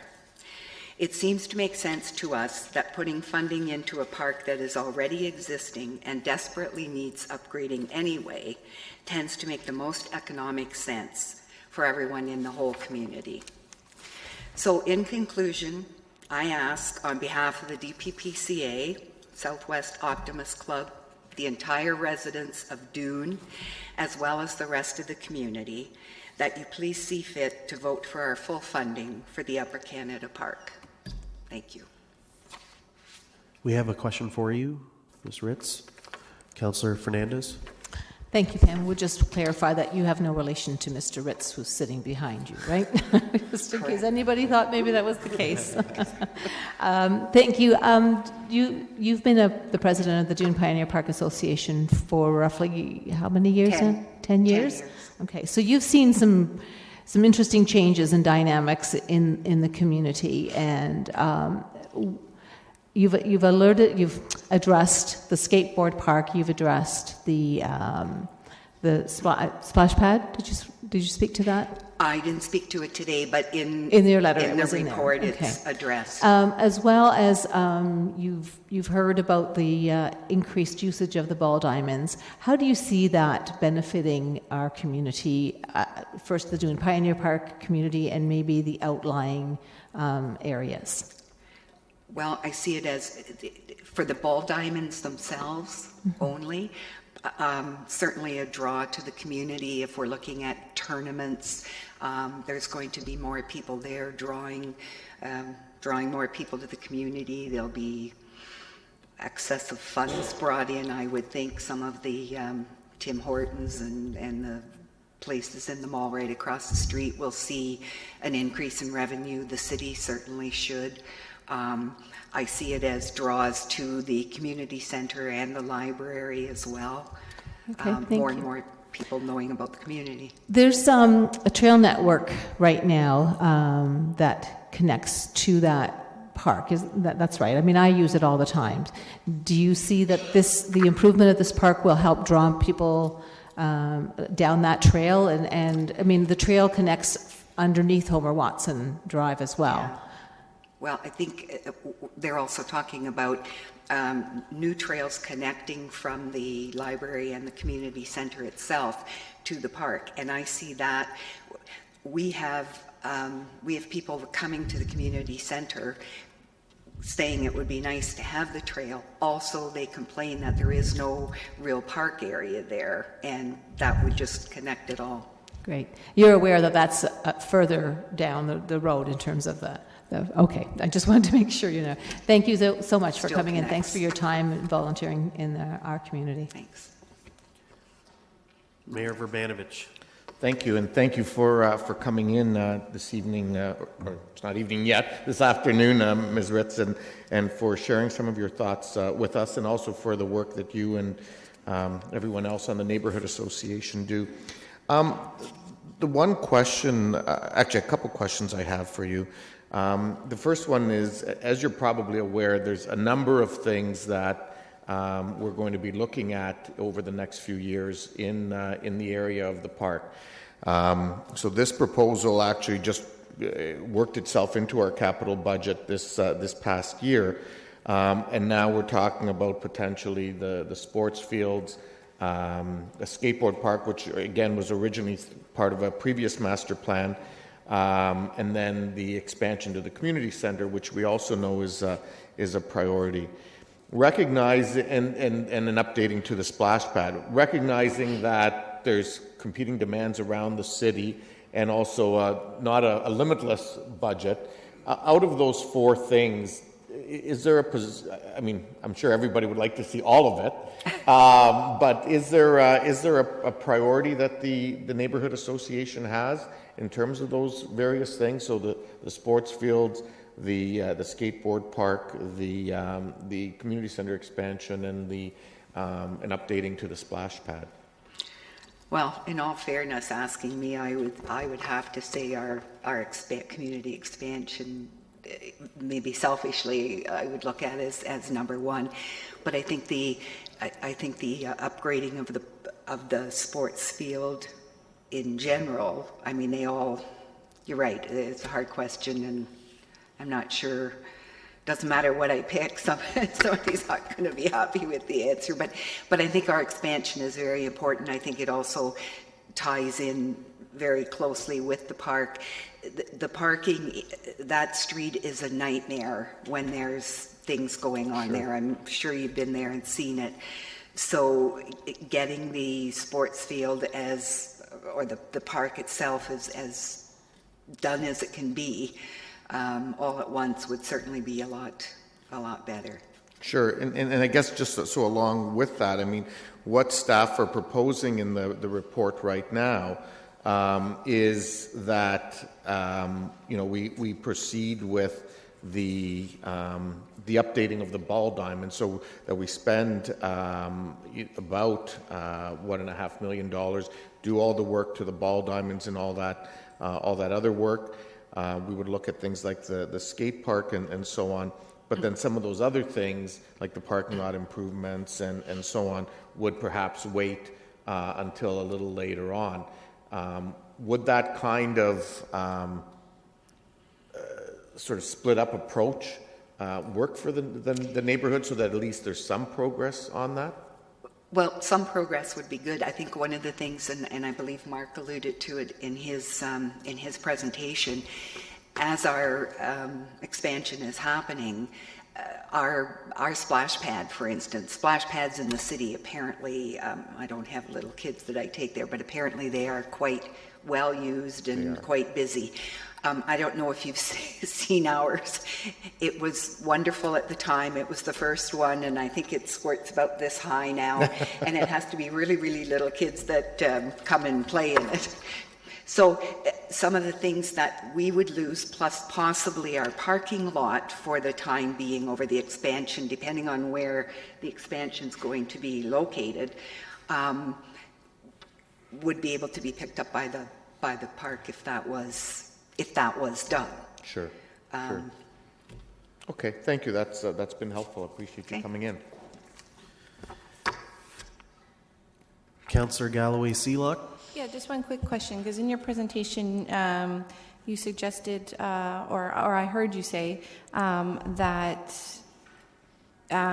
doing phase one and taking away the 900,000, that would take away the skateboard park. Is that the impression that you're under?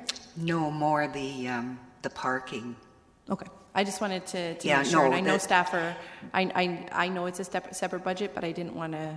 Yeah, I wanted to that's- make sure you were clear on that's that's a separate fine. budget, not part of the 900,000. Yeah, it may have sounded that way, but no, our parking, that is an issue. I know the city just did a little traffic calming there, and there's a little island in the middle of the road now. Hopefully there'll be some nice flowers in it next year. But still, if you've been down there, well, I'm sure every area has those issues. I was there this morning because my son participates in one of your programs. So I was down there, and I'm there on a weekly basis now. So keep up the good work with your association. Thank you. Councillor Marsh. Thank you. One question, just to clarify on a point that I think I heard you make. Are you saying that the proposed location of the new baseball diamonds would then would take away some of the current parking that you have now? Is that... I don't think so. I'm not under that impression. Okay, that's what I thought I heard. I just glad to hear that. Okay. No, thanks. we're thinking the parking off the street because they're going to, the proposal is to make a lot more parking on the site. Yeah. Okay, thank you. Okay. Okay. We have no further questions for you, Mr. Ritz. Thank you. Questions for staff? Mayor Verbanovic. Thank you very much, Chair Ioannidis. I have a number of questions. I'll try to get them in my 5 minutes so I don't have to go a second time. But I guess my first one, and it's either to the two of you or anybody else from senior management that can answer, but I'm looking at our last LFMP, our Leisure Facilities Master Plan. I'm wondering if you can remind us when that was ratified and what specifically did the report that went with it or the LFMP say with respect to baseball diamonds?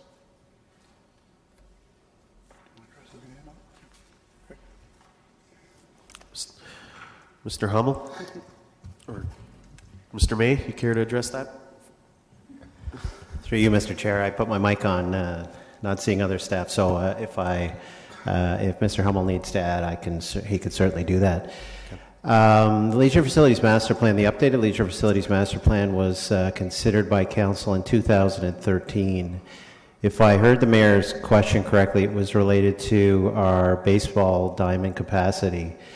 The Leisure Facilities Master Plan identified that our current capacity was acceptable and that any new fields would need to be built within the next 7 to 10 years, is my recollection. Okay. And actually, I think from the research I did, the report referenced the 8 to 10 years, so that's pretty close. I guess in conjunction with that, so when we do these plans, they're designed to guide council for a period of time. I'm not sure what that was for LFMP.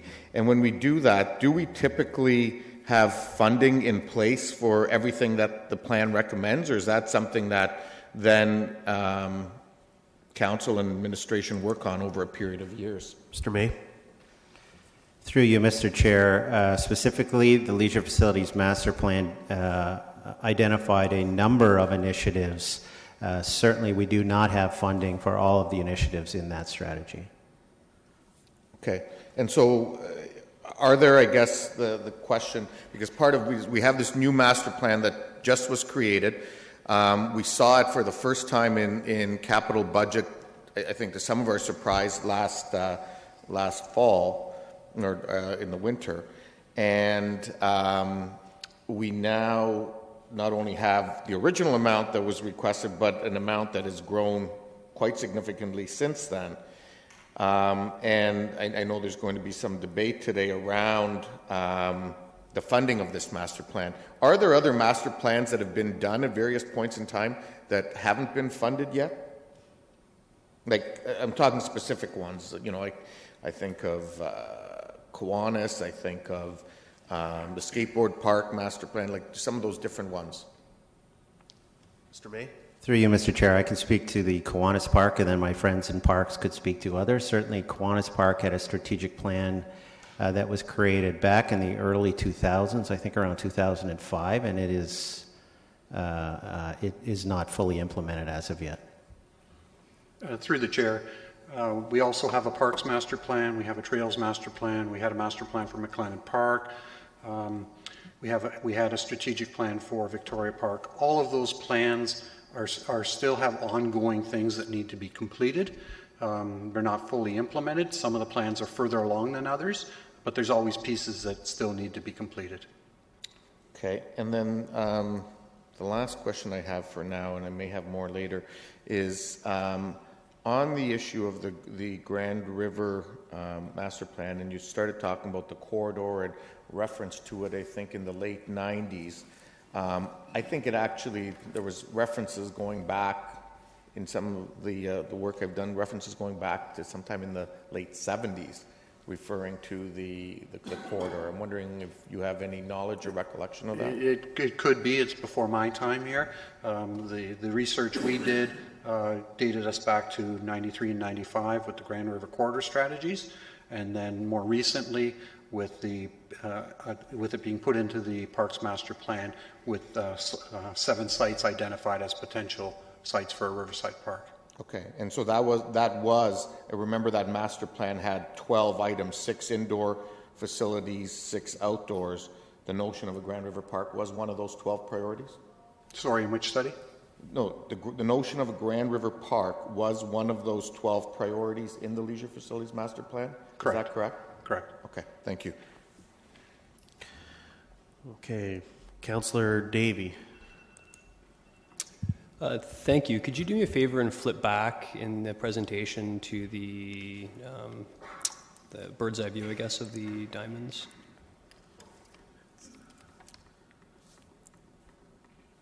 Right there, perfect. So my first question is, actually the next one you just had on would be better. Sorry, this one? Right, yes, thank you. First question is with respect to the parking issue. I guess not coincidentally, there's a huge mall across the street that, if I'm looking at, I'm not sure when this picture was taken, but there is a significant inventory of parking there that my understanding is largely unused. Why couldn't we see that, even if it's not standard good practice, why couldn't we see that as an overflow for the times that parking is at capacity? Through you, Mr. Chair, it is currently used as an overflow, but we have the goal of meeting all the parking demands on site. Okay, so I guess I'd classify that as a nice to have if there is parking available. Okay, thank you. Sorry, that's argumentative. One of the other issues here is the pressure in terms of the supply of diamonds. My understanding was that right now there is, if anything, there's a bit of an oversupply in terms of diamonds. Is that accurate? Through you, Mr. Chair, we believe with the removals of Fisher Park and Hofstadter and the unknowns of Bud, we will need to position ourselves with additional diamond time within the next 7 to 10 years. Okay, so specifically with Bud Park, we don't have any idea when that could come off of the inventory, correct? Like it could be next year, it could be 10 years. Correct, it's unknown at this time. Okay.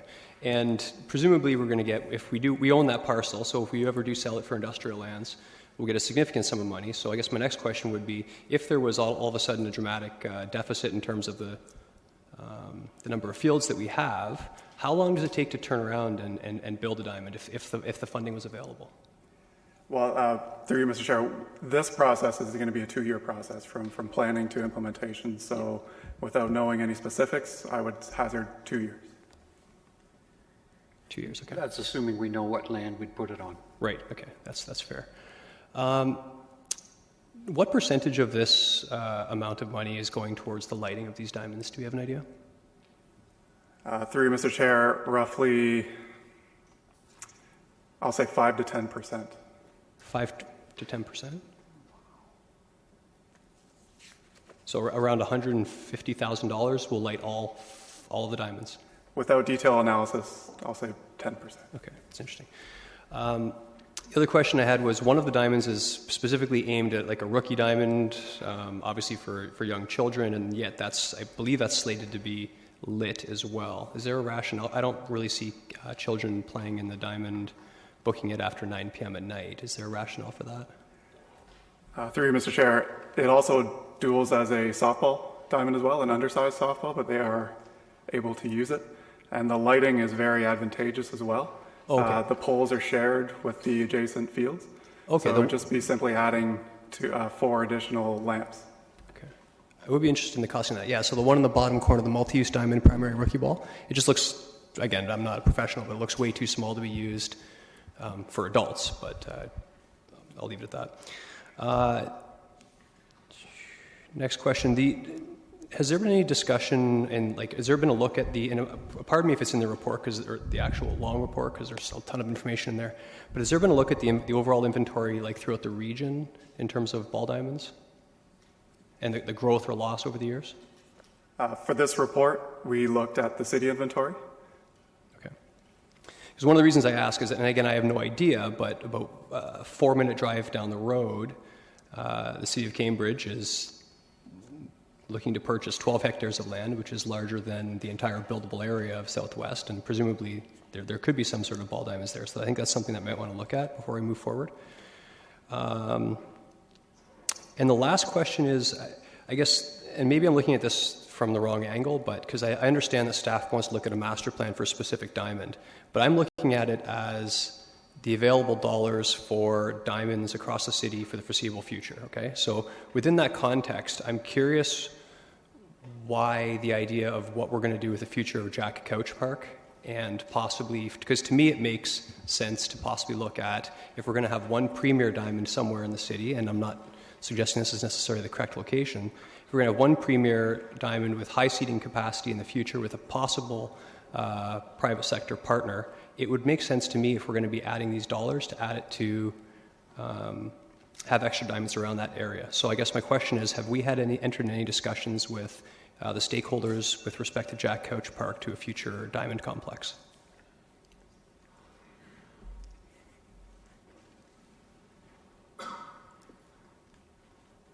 Mr. Hummel? Through you, Mr. Chair.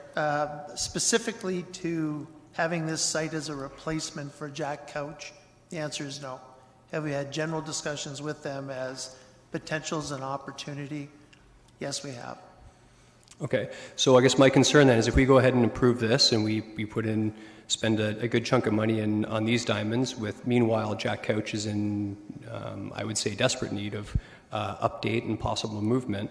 My fear is the dollars might not be there to put in a future multi-diamond complex that would accommodate a much larger venue. Is that a fear that you share? Through you, Mr. Chair, I don't think it's a fear I share.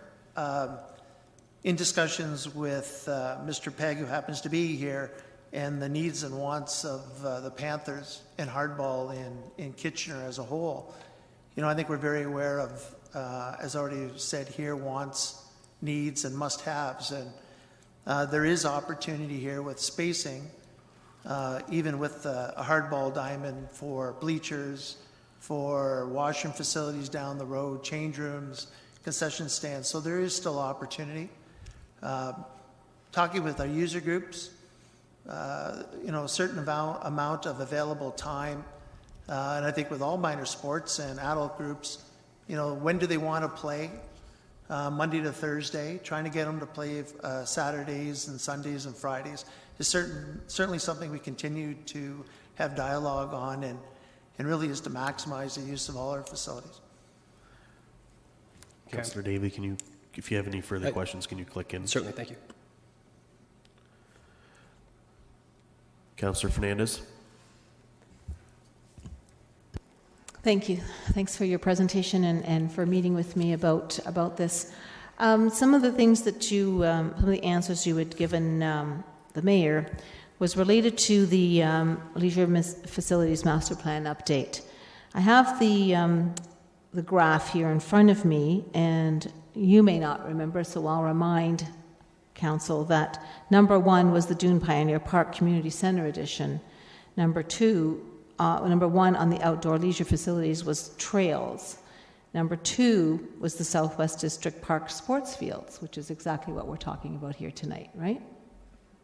Sorry, what you're referring to? The Southwest District Park sports field. Southwest, so this Southwest Park sports fields, as well as the multi-use sports fields. That was already on the list. And then the Grand River Park was number 4 on the list of those listed. Oh, yeah, I was going to say the Southwest District Park is referring to the park that's in Councillor Galloway Seelock's. South Kitchener District Park. Yeah.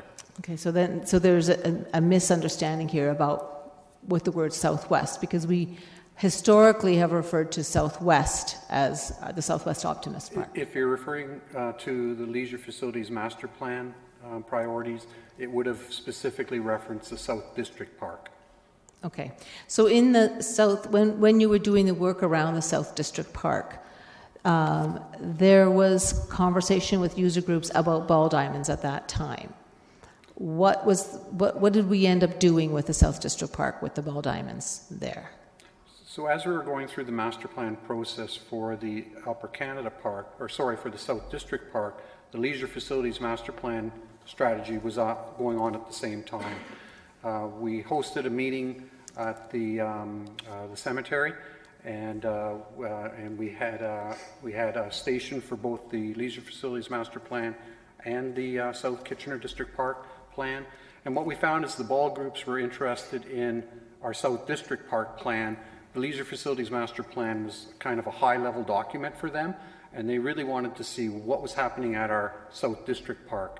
At that time, and on the first concept, we had identified a ball diamond would be in there. And then since as we went through the process, we recognized that there were more efficiencies in having fields, multi-purpose fields, soccer, rugby, cricket, that the ultimate master plan provided fields and no diamonds in that plan. What we told the group at the time was that we would be looking at existing infrastructure, in particularly the Southwest Optimist sports fields, and looking for opportunities to upgrade those fields through a separate process. Okay, thank you. When we look at the Leisure Facilities Master Plan, one of the things that it focuses on is addressing existing infrastructure. Is that correct? Correct, and that's really the focus of why we were doing this, is really looking at our existing infrastructure and looking at what improvements we needed to do. The district park general provision typically dealt with in the past, it dealt with upgrades to existing sports fields. So we have done upgrades at Peterholm and in Rosenberg and all the other district parks over the years. This one was really next one slated in order, and we were looking at this one as an opportunity because it has the most ball diamonds of any district park as an opportunity to provide an elite facility here. Okay. There was some points made by Councillor Davey about a 4-minute drive down the road, future plan by Cambridge. Would that not be taking revenue out of our own city and putting it in another city if we were to encourage our ball users, our baseball users at all the different levels to just go down the road, guys, and use those diamonds? Would that not just be really encouraging them to take their revenue that we would gain? I wouldn't think that would be something we encourage, but we still need to think on a regional perspective. Okay, but would we not rather have our ball user groups here in our own? And I would agree with that. Okay, that's kind of where I was going. One of the discussion points I think is probably going to be about the Riverside Park, and the mayor indicated that there was some talk in the 70s, and you guys have found some time about talking about the 90s. Those were really sort of way out conceptual wishes. Would that be a correct statement to make about that? I think years ago it was a way out vision. I think when the Leisure Facilities Master Plan and the Park Strategic Plan identified it more specifically and had some actions, it started to take some more life. We still have some steps to get there, but I think it's a worthwhile project as well. Okay, I'm not questioning the worthwhileness of the project. What I'm just trying to ascertain from you is, on a scale, weighing out a project that is really, in a way, shovel ready. You've got, the basics, the foundation at the Upper Canada Park for a district park that will service the community at large, not just anybody in Ward 4, but user groups right across the community, as opposed to a passive park where we still need to acquire land, right? We don't have all the land for. Well, this is really Council's challenge. We have existing infrastructure that we'd like to put funding towards and make those improvements to our existing infrastructure, the sports fields, and we have a long-term vision of a park along the Grand River Corridor. So two very different projects, both worthwhile. Where do you want to put your funding? Okay. Thank you. I see my time is up, but I may have more. Okay. Councillor Gazzola. Can you give me a guesstimate of how many master plans we have on the go now, just for recreation? Just a figure. Well, off the top of my head, leisure facilities master plan, parks master plan, trails master plan, Victoria Park, Kiwanis Park, McLennan Park. Those are kind of the high level ones. Okay, we get up to 10. Pardon? Yeah. Yeah. No, the point I'm trying. There's probably 10 to a dozen out there. Yeah, we get up to a dozen. And I see. The reason I'm asking is I really want to understand. If you're asking me to support this, what am I supporting? Because a couple of years down the road, they're going to say you approved it now. So currently, we're asking you to support funds that were identified in the District Park General Provision in 2015 that Council has asked to hold until a further decision on the Upper Canada and the Grand River Park project. So it's funds that are already approved in our capital budget, and it's a discussion on where would you like to see those funds go to. So when are they approved in our capital budget? So the funds we're talking about today were approved in the 2015 capital budget process. As a lump sum or is it over a period of time? The motion is specifically addressing the 2015 funds. Okay. Basically, if I support this, I'm agreeing to spend some $3.5 million on this in these sports fields and what have you. Is that right? Under scenario A, we're looking at 1.5 million going to Upper Canada Park. I'm looking at page 18 of the master plan, and it says if I add those three things up, I'm looking at $3.5 million. That's what you're asking me. If I accept this master plan, that's what I'm committing to. Is that right? So like any master plan, we're asking you to approve the priorities of the master plan. Some pieces of the funding are already in place. Some pieces are still outstanding. And I can go over those pieces if you'd like. No, they're there, but you're asking me in the fullness of time, as we know today, you need $3.5 million to complete this master plan. Mr. Taggy, you have something to add? Through you, Mr. Chair, just to clarify, the numbers you see in a master plan is just certainly simply indicates the vision for the plan. It's not a commitment, and the commitment for funding comes through the budget process. I appreciate that, but I want to know what I'm approving here. The other thing, is there any term if we approve this today, is there a term, is this something we expect to accomplish in 5 years, 10 years, 3 years? What is the term of this master plan that we're approving today, or we're asked to approve? Through you, Mr. Chair, the Upper Canada Park Master Plan, the first priority will be done in 2 years with the goal of opening in 2017. And I want the whole master plan, because if I approve it, we're not just going to approve part of it, we're going to approve the master plan. So I got to know what we're approving, because they're going to remind me in a couple of years. So are we approving, is this a two-year plan, or 5-year plan, a 10-year plan? Mr. Taggy? So, looking at the two reports separately now, in terms of the master plan, if you approve the master plan, what you're approving is simply the vision for that park, not a funding for the park. It's simply saying that that's what you accept as we go along, and that's what the park will look like someday in the future. When that someday will be, there's no commitment to that at this point in time. How much money will be spent? There's no commitment. The idea of a master plan is that before you spend money on a piecemeal basis, you should have a vision as to what something should look like, so that you're not spending money right, left, without knowing the end result. Yeah, my vision is poor. Okay, so I need a lot of pictures. So I wanted to know, the vision I see is, as of today, it's $3.5 million. Is it a 20-year vision that I should be looking at? It's just, or is it just out there? Just out there? Okay, carry on. Can I go?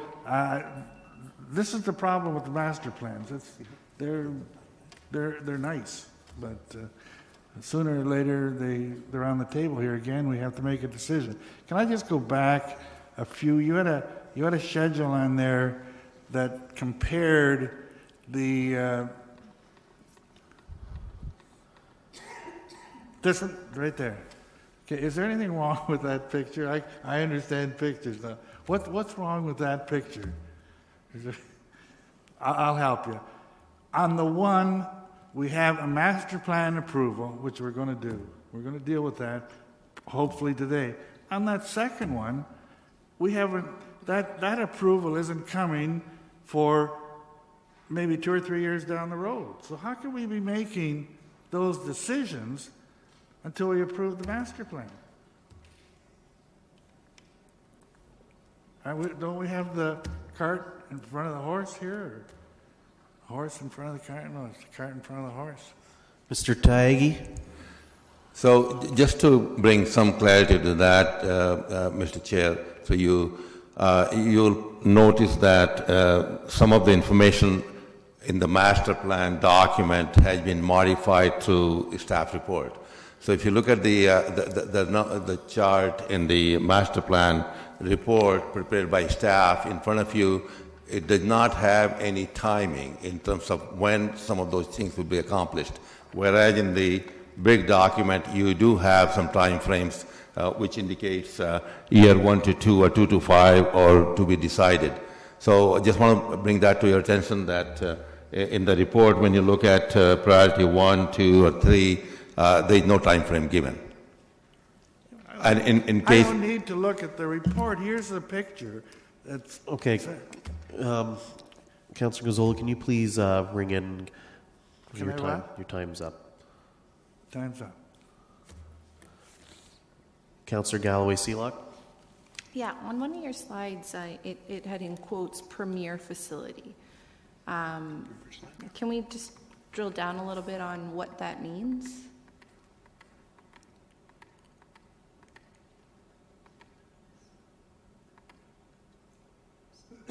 Speak to it. Through you, Mr. Chair, premier just means the volume and the quality of the field. So just for clarification, our goal here would be to convert the current fields, which are A2s, into A1 fields. Primarily the lighting does that. It allows us additional bookings. Is there something that we can do on a smaller scale to improve the diamonds, but not at this cost?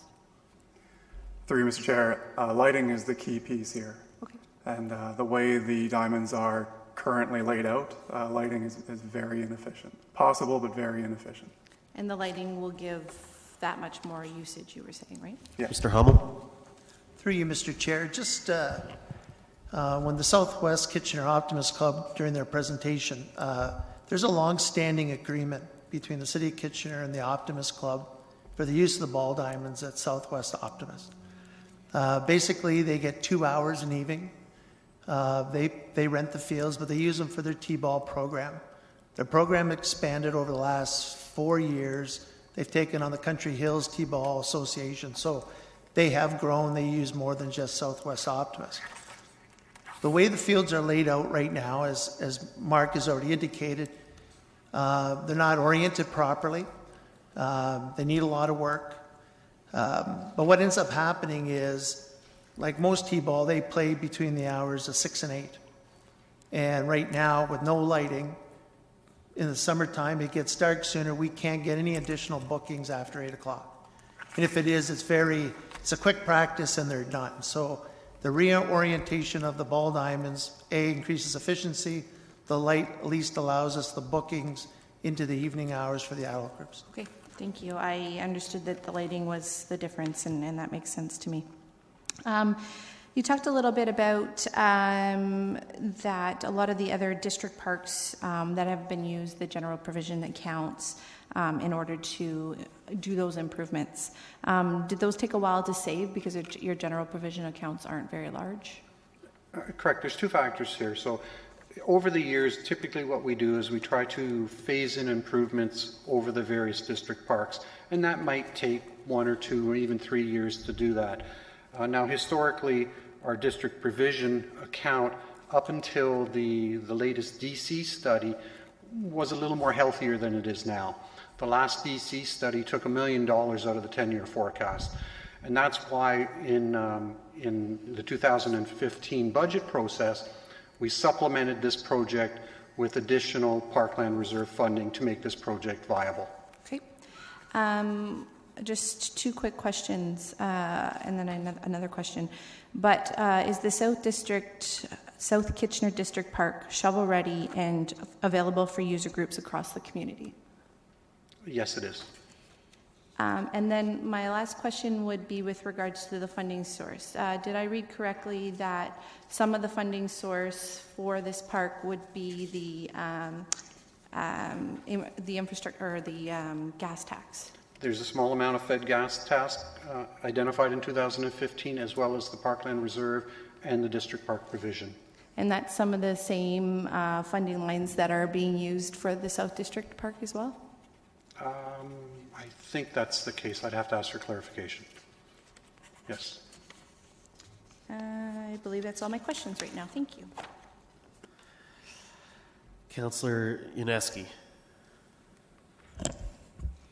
Back in the beginning of your presentation, you showed a map, I guess, of the corridor of the 7 identified areas from Bridgeport down to Freeport, down to, that one there.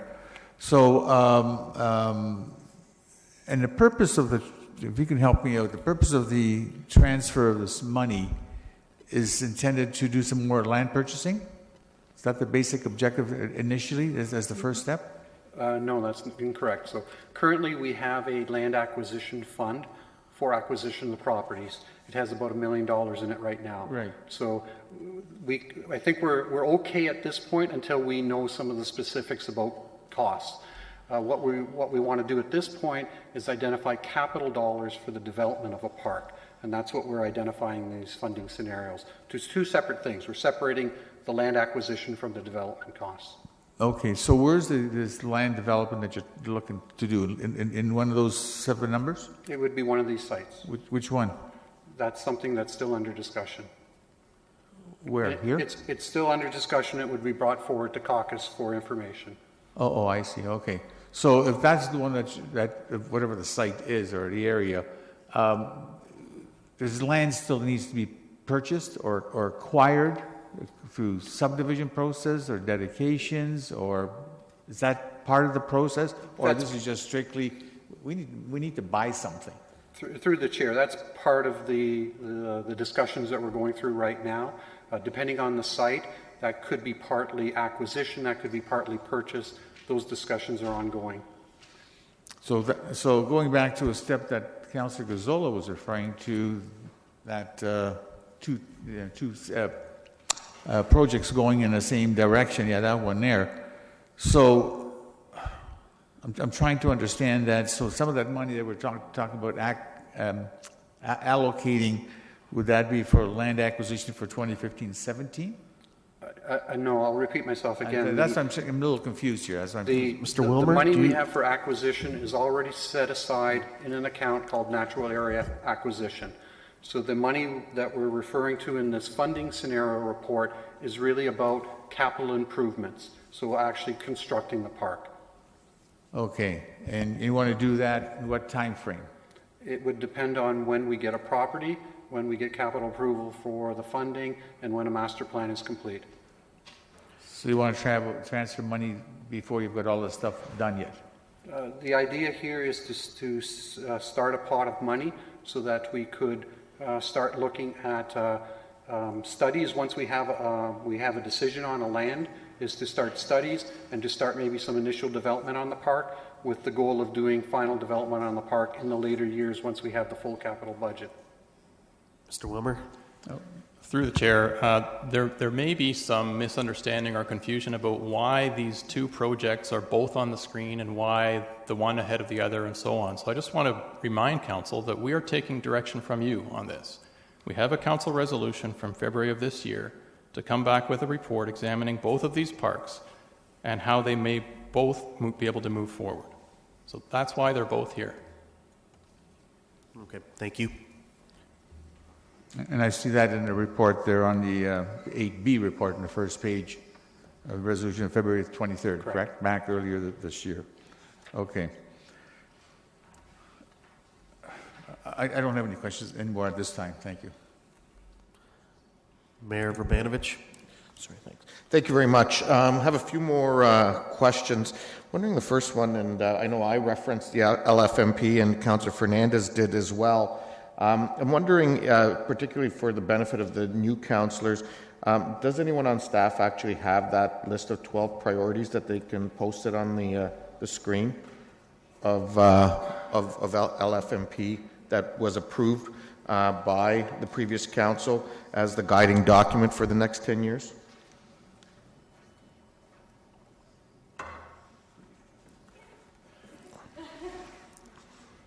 It's blue.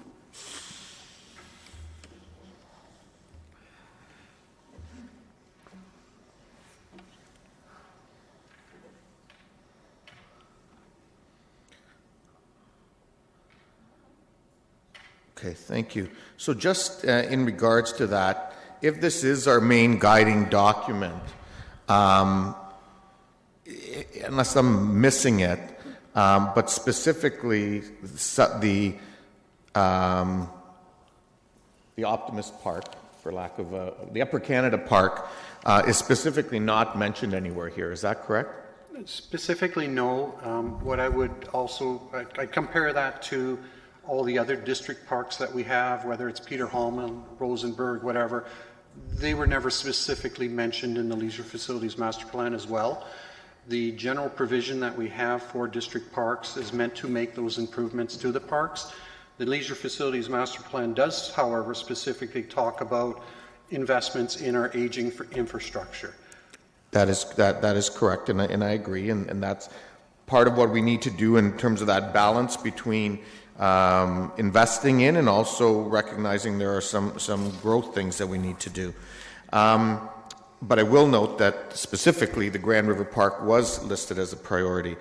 I guess my second question is, in one of your slides, you used the wording, upgrades will position us to accommodate current and future demand of ball diamonds for the next 7 to 10 years. And yet the covering report that went with the LFMP actually says, it is important to note that several facilities recommended in the LFMP are not included in the priority list above. Specifically, baseball diamonds, the renewal development of Bright Up Center, and a new twin pad arena were not included for priority consideration, but will likely need to be addressed beyond, and I use that word, beyond the 8 to 10 year time frame. So on one point, the LFMP said we don't need to deal with this stuff until after 8 to 10 years, and in your report, you're saying we need to deal with it for the next 7 to 10 years. So I'm confused. Which one is it? So you've hit a challenge here that staff have. When changes occur, we have to be on top of them. So changes to our sports field inventory, in particular ball diamonds, have made some changes. We've lost Fisher Park, we've lost Hofstetter, Bud's an unknown factor. We're responding to those changes by looking at our existing infrastructure and seeing if we can accommodate it in our existing infrastructure by making improvements. Okay, thank you. My next question is, as I look at the capital needs going forward, and certainly, while I'm pleased with parts of staff's recommendations. I think there's also some new information that we've all seen since then, and that's the fact that we have given direction to start on the Southwest Master Plan. We know that we have issues with Kiwanis Park that, to the best of my knowledge, are unfunded. I'm wondering if either yourselves or Mr. Mayor, Mr. Tyagi, or Mr. Chapman can touch on those realities, because those are also going to be things that right now, to my knowledge, are unfunded and will need to be addressed in the near future. Mr. May? Through you, Mr. Chair, certainly the Southwest Rec Park, District Park, was a major theme and priority of the updated Leisure Facilities Master Plan. And as Council will recall, you approved a tender just last week to move that forward. In terms of, I believe you're referring to Kiwanis Pool and the latest developments. Council, remember that during the last budget process, you were informed that Public Health has said to us that we need to make significant changes, and in fact, as we've done additional work, a complete replacement of that pool. And we need to do it on an urgent basis. And so we have been looking at closing down the pool for the 2017 season in order to replace the pool so that it can continue as a community asset. Council, during the last budget process, identified $1 million for that. Subsequently, staff has done a considerable amount of work, and we will require an additional $2.5 million in order to complete the replacement of that pool. Okay, and my very last question is on the timelines chart. If I can ask the clerk to put that, what's on your screen, back up on the big screen. Both the 2017 notion and the 2026 notion that you've proposed there, neither of these are council-approved timelines for either of these projects, correct? They're simply a suggestion or a proposal that staff have brought forward? They're our best guess based on the funding scenarios that we're bringing forward. Okay, but that's obviously subject to budgets in the future and so on. Subject to budget approvals, yes. Okay, thank you. Councillor Davey? Thank you. Just two quick questions. Just one clarification. There was a concern about potentially losing revenue with diamonds. Just a question. Are ball diamonds a profitable venture for the city?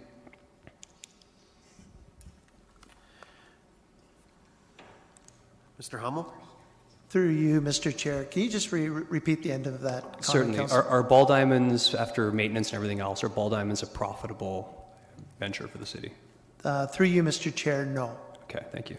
And the last question is actually with respect to one of the delegates' concerns about the parking on Pioneer Drive in the soccer fields at Bean Park. Having been there a few times, I don't believe, and correct me if I'm wrong, that any measure of improvements to the parking lot or the number of spaces will alleviate the parking along Pioneer Drive simply because the parking there is immediately beside those soccer fields. So I guess my question is, do you foresee the people suddenly stop parking the shortest route because we expand the parking lot at Upper Canada? Through Mr. Chair, the facilities will be available, and we are increasing by over 135 stalls.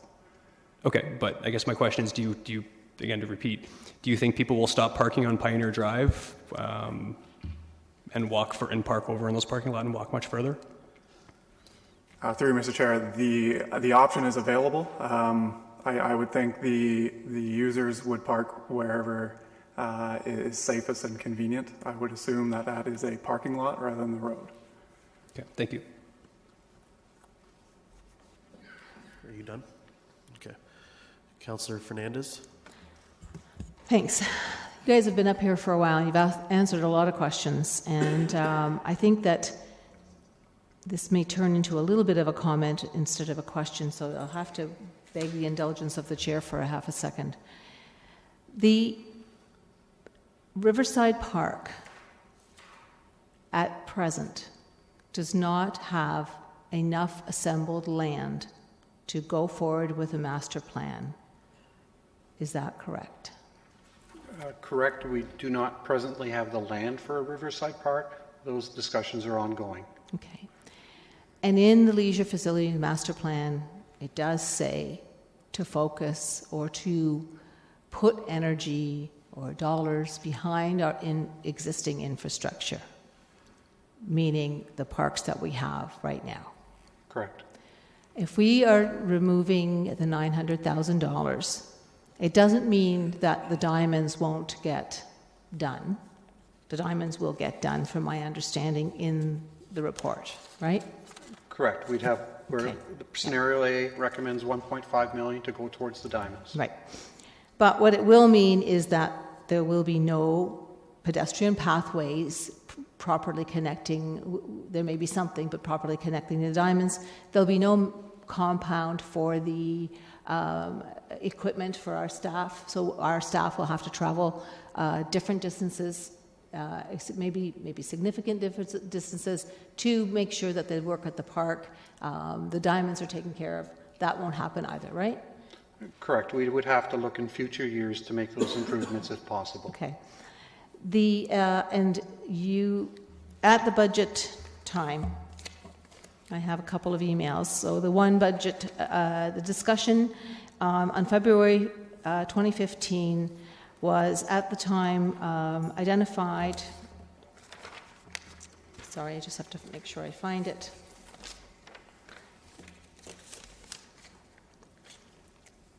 It was identified by the mayor, brought it up at the 2015 budget regarding the Riverside Grand River Park. Was first identified, was first talked about in terms of funding at that point in time.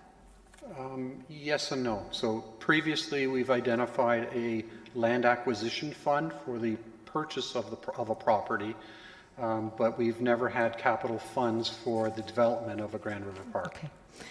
So I think let's sort of cut to the chase here, because really what I'm listening to is two completely different sides around council, arguing the pros and cons of fixing existing infrastructure park to hopefully augment what we've lost for ball diamonds, but also to help start the process to make it an existing park, a better park for not only the community it is in, but for the overall community of the city.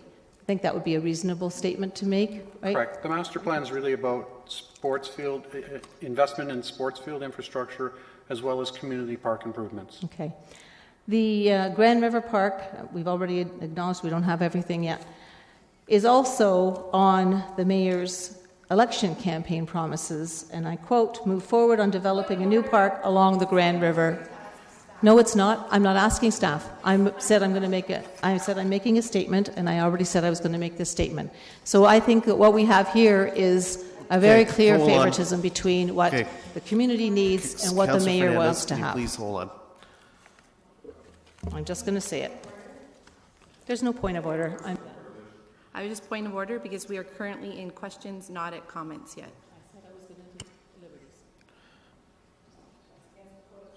Okay. Mayor Verbanovich. It's my point of personal privilege is that while Councillor Fernandez is absolutely correct, I was simply reiterating a position that was previously taken by this council in the approval of the Leisure Facilities Master Plan and the direction that this council gave, and simply indicating my desire to see that move forward. Okay. Your time is going to be up in 15 seconds. So if you have a question, okay. Councillor Schneider. Thank you. And this is probably more staff, page 18. Under operations and maintenance, it says operation and maintenance compound will be maintained on site. Sports fields will be staffed with 2 parks attendants for the park's ongoing and full-time Diamond Park maintenance. Just wondering if these will be full-time employees, will they be new employees or reassigned current employees? Mr. Hummel. Through you, Mr. Chair. I'll make a long story somewhat short. We did have staff at Southwest Optimus for many years stationed out of there. Because of the use and the declining use, they are stationed at a Bud Park, and they travel from Bud Park to Southwest Optimus. When the diamonds, if this gets approved and built, with new diamonds, lit diamonds, it would make sense to have staff there. So it'll be existing staff, combination full-time temp students based on the needs and the booking. So that wouldn't really change. Okay, thank you. Okay. We don't have any further questions, so I'm going to call on the mayor. You had a recommendation. Just hold on. Go ahead. Well, thank you, Mr. Chair, and I'm going to move the recommendation in two parts. The first one is the recommendations that are on page 8A-1, which are the two recommendations pertaining to the master plan and the location of the skate park. And then I actually have a slightly revised version of a recommendation on funding, and I'll ask the clerk to circulate that. And I guess just a few extras there as well. Actually, can I keep one? Thank you. Okay, it's written. Okay.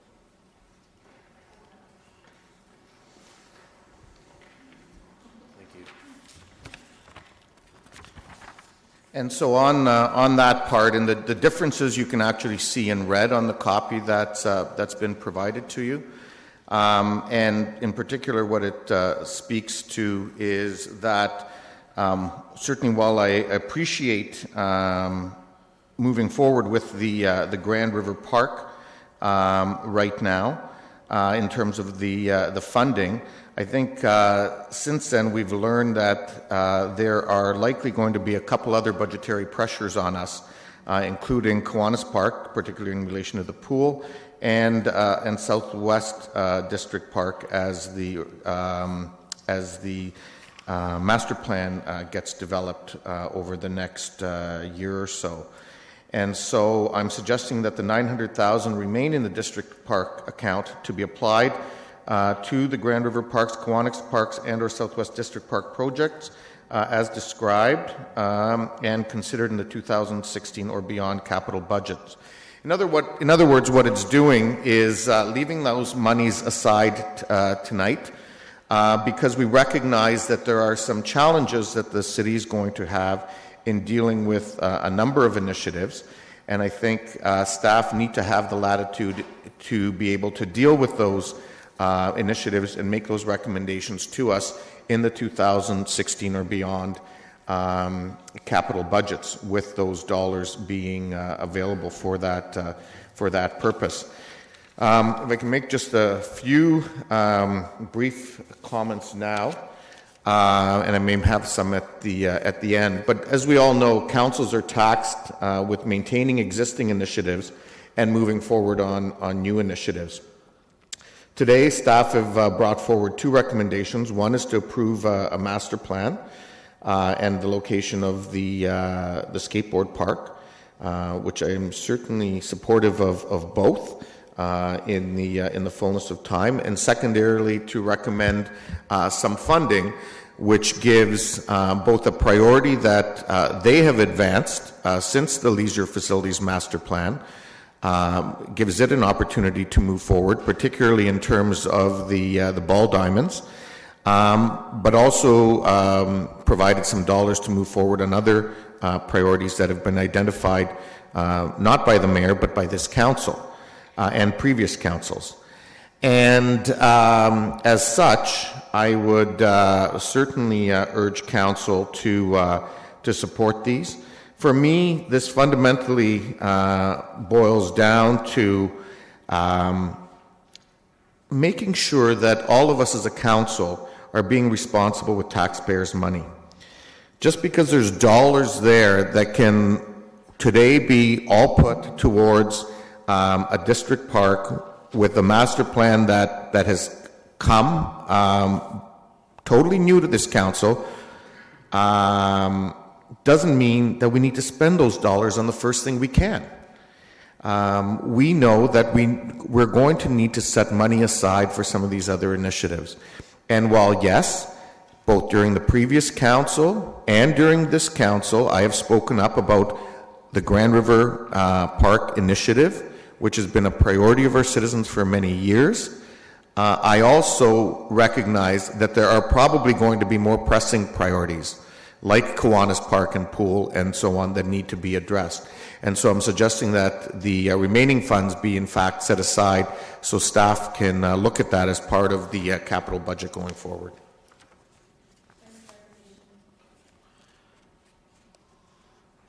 Councillor Galloway-Seelock. Point of clarification, I was just wondering if that the motion should read the South Kitchener District Park, so there's no confusion. Sorry, I was using old language. Yes, that's okay. Please change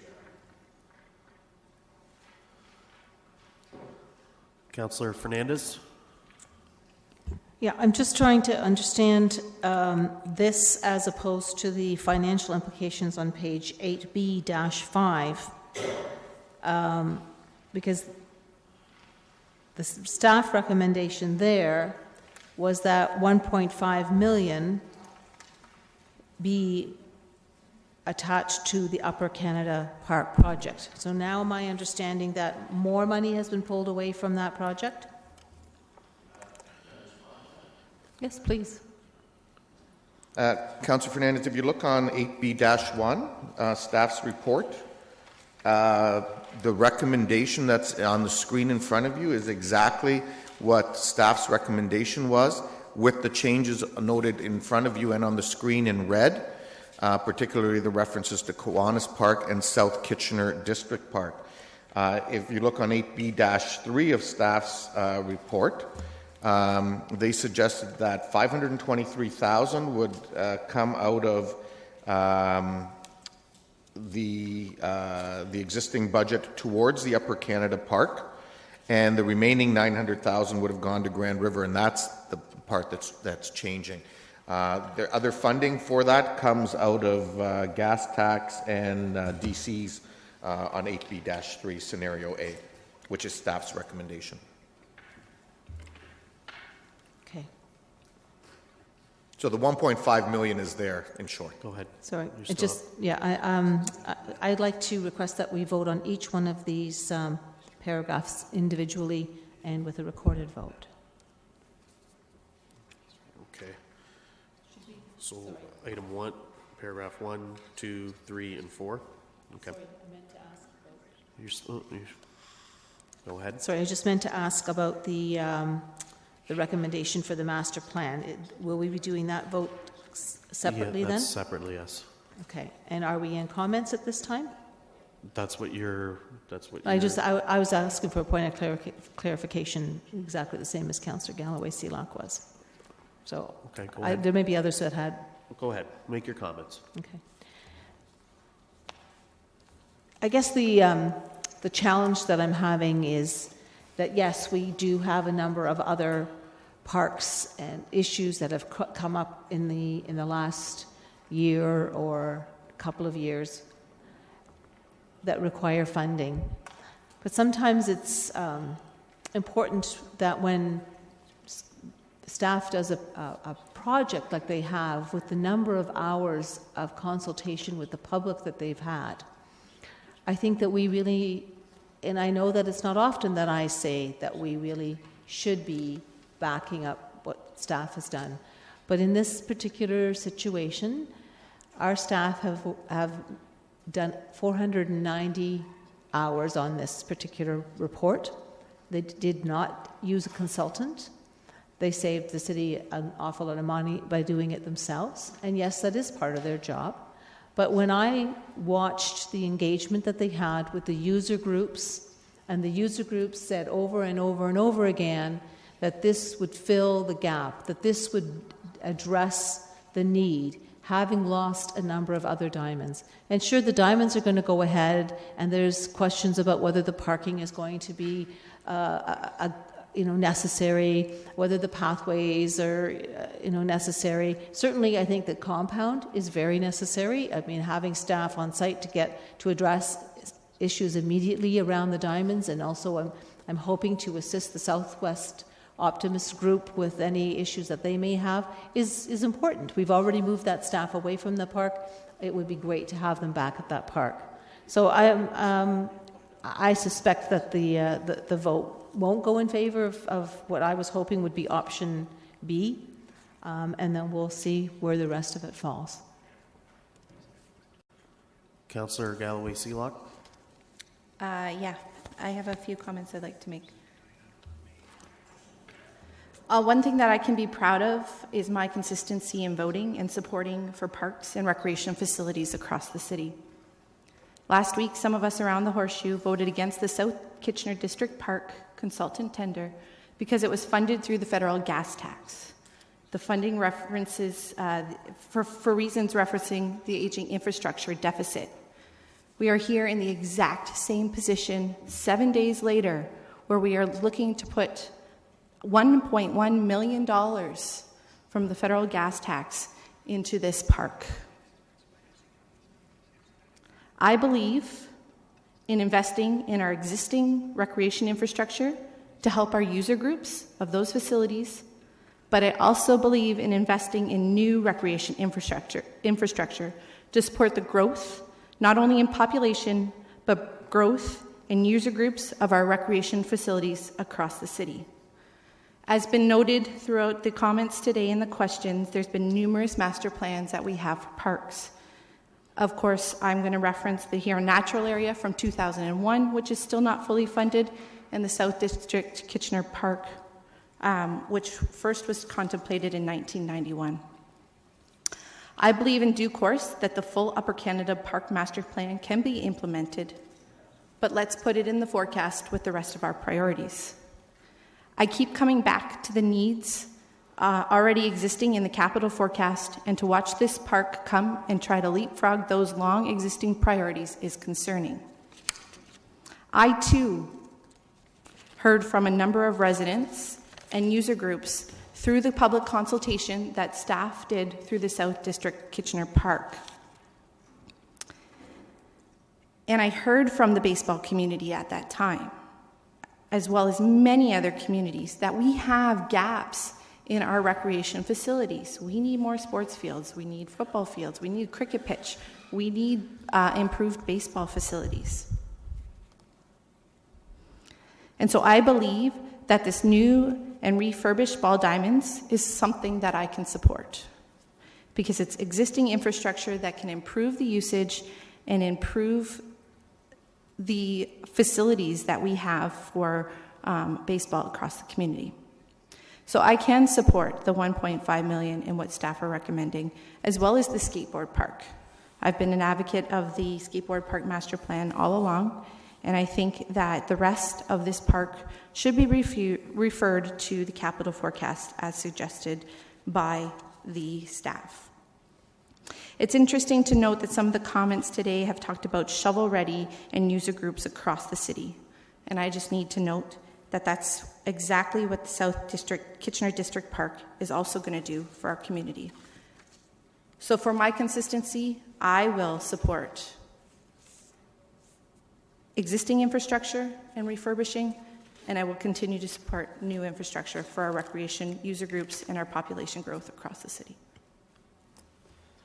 Okay. We have no further comments. I recorded. Oh, we have more. Oh, they're popped up now. Okay. Councillor Davey. Thank you.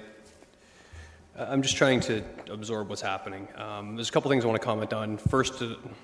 Firstly, the Grand River Park vision, I want to be 100% clear, was not a vision of one member of this council. It was a vision of several members of this council, and majority of council, in fact,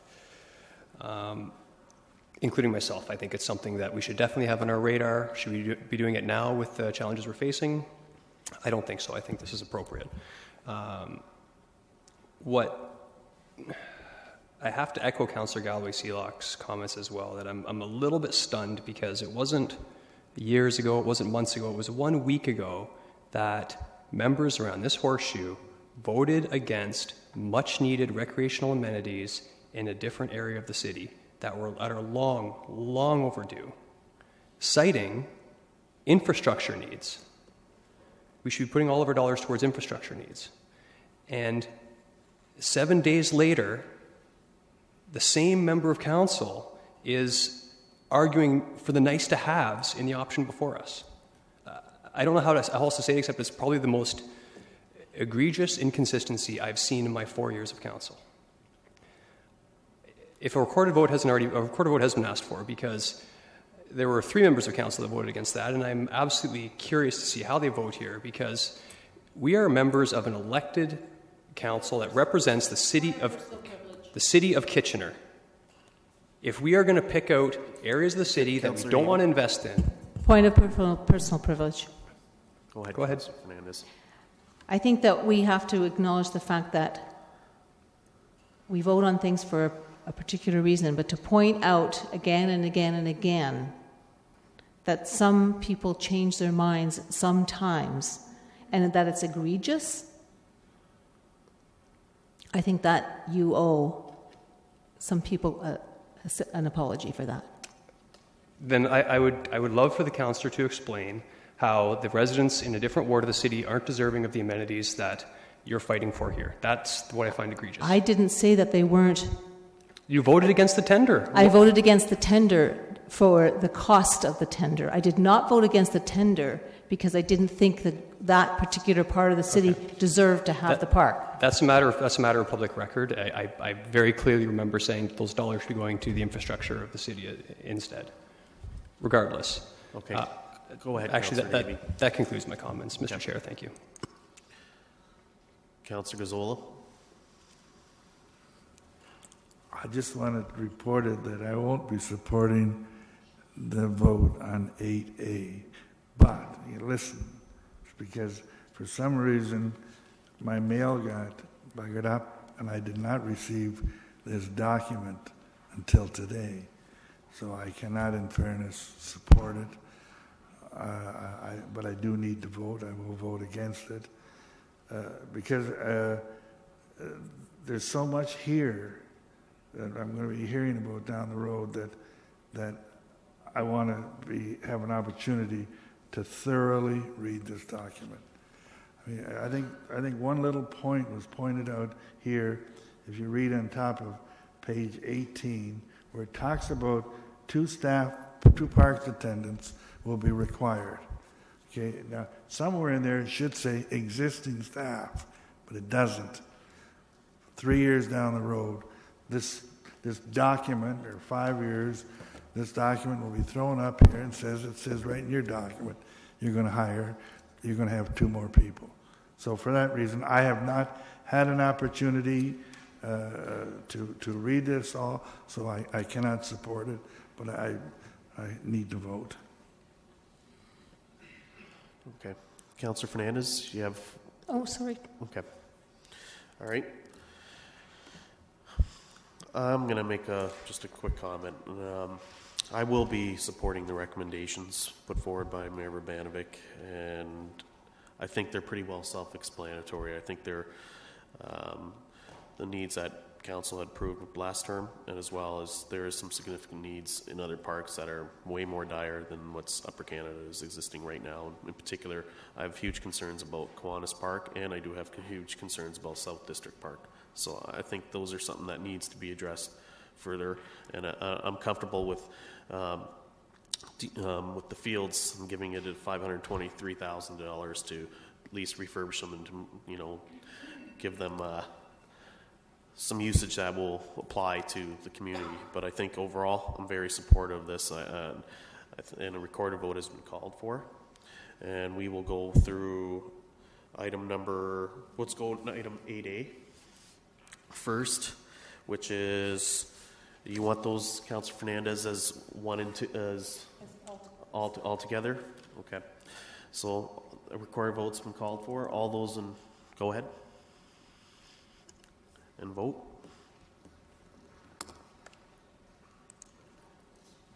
We're voting for item 8A, which is dealing with the master plan and the location for the skate park.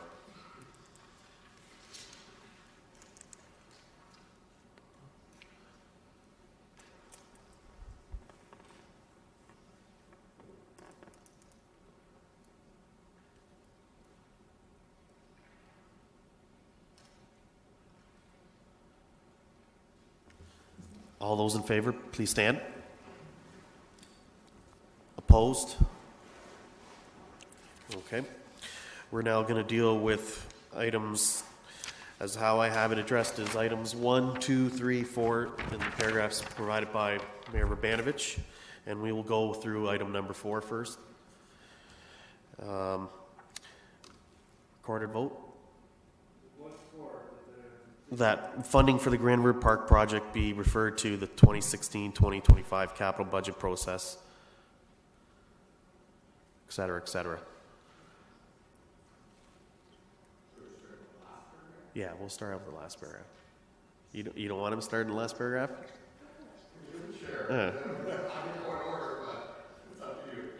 Okay, we can go. Okay, let's go through item 1 then. Okay, that the 2015 District Park Development Capital Fund of 1,400,000, et cetera, et cetera. So all those in favor?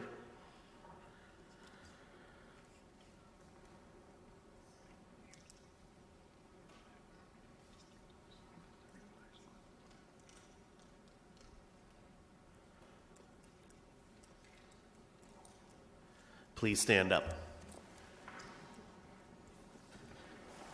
Opposed? Okay, that's carried.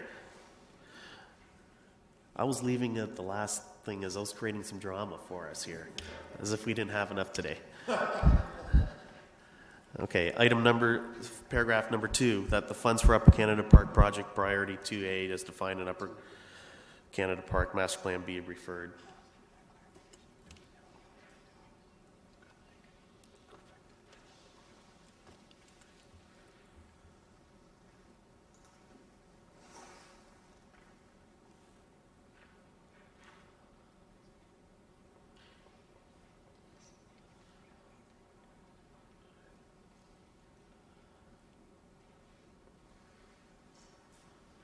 All those in favor, please stand. Opposed? That's carried. Paragraph 3, that Upper Canada Park project priority 2B and 3 currently unfunded be referred to future capital budget process, Leisure Master Facilities Plan, et cetera, et cetera.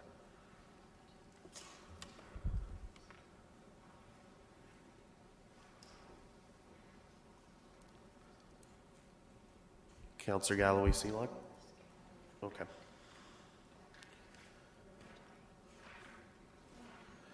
All those in favor, please stand. Opposed?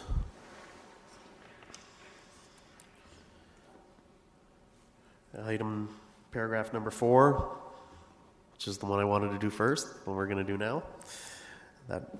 All those, please press your buttons for the vote.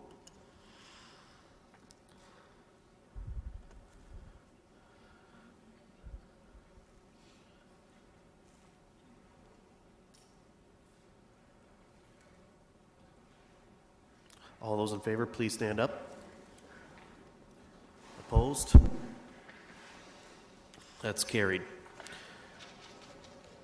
Councillor Galloway Seelock, you have a question? I noted just a request from staff that we can defer item number 6 to the October 5th council meeting because we are running very, very, very late at this point. I would concur with that. I think we need a motion to defer. I guess we do need a motion to defer. Okay, well, that's what I was doing, but it doesn't matter. Okay. Councillor Singh, all those in favor? Opposed? That's carried. So, can we get some clarification, Mr. Wilmer, on for when planning? Are we going to continue at 7 o'clock? Yes, through the chair. I know that the clerk had committed to contacting all registered delegations for the 6 o'clock item to advise that because we're running late, those items would be considered as part of the 7 o'clock agenda, probably shortly after 7 o'clock. Okay. But for unregistered delegations, we would have had no way of reaching them. Okay, thank you. That concludes Community Infrastructure Service Committee.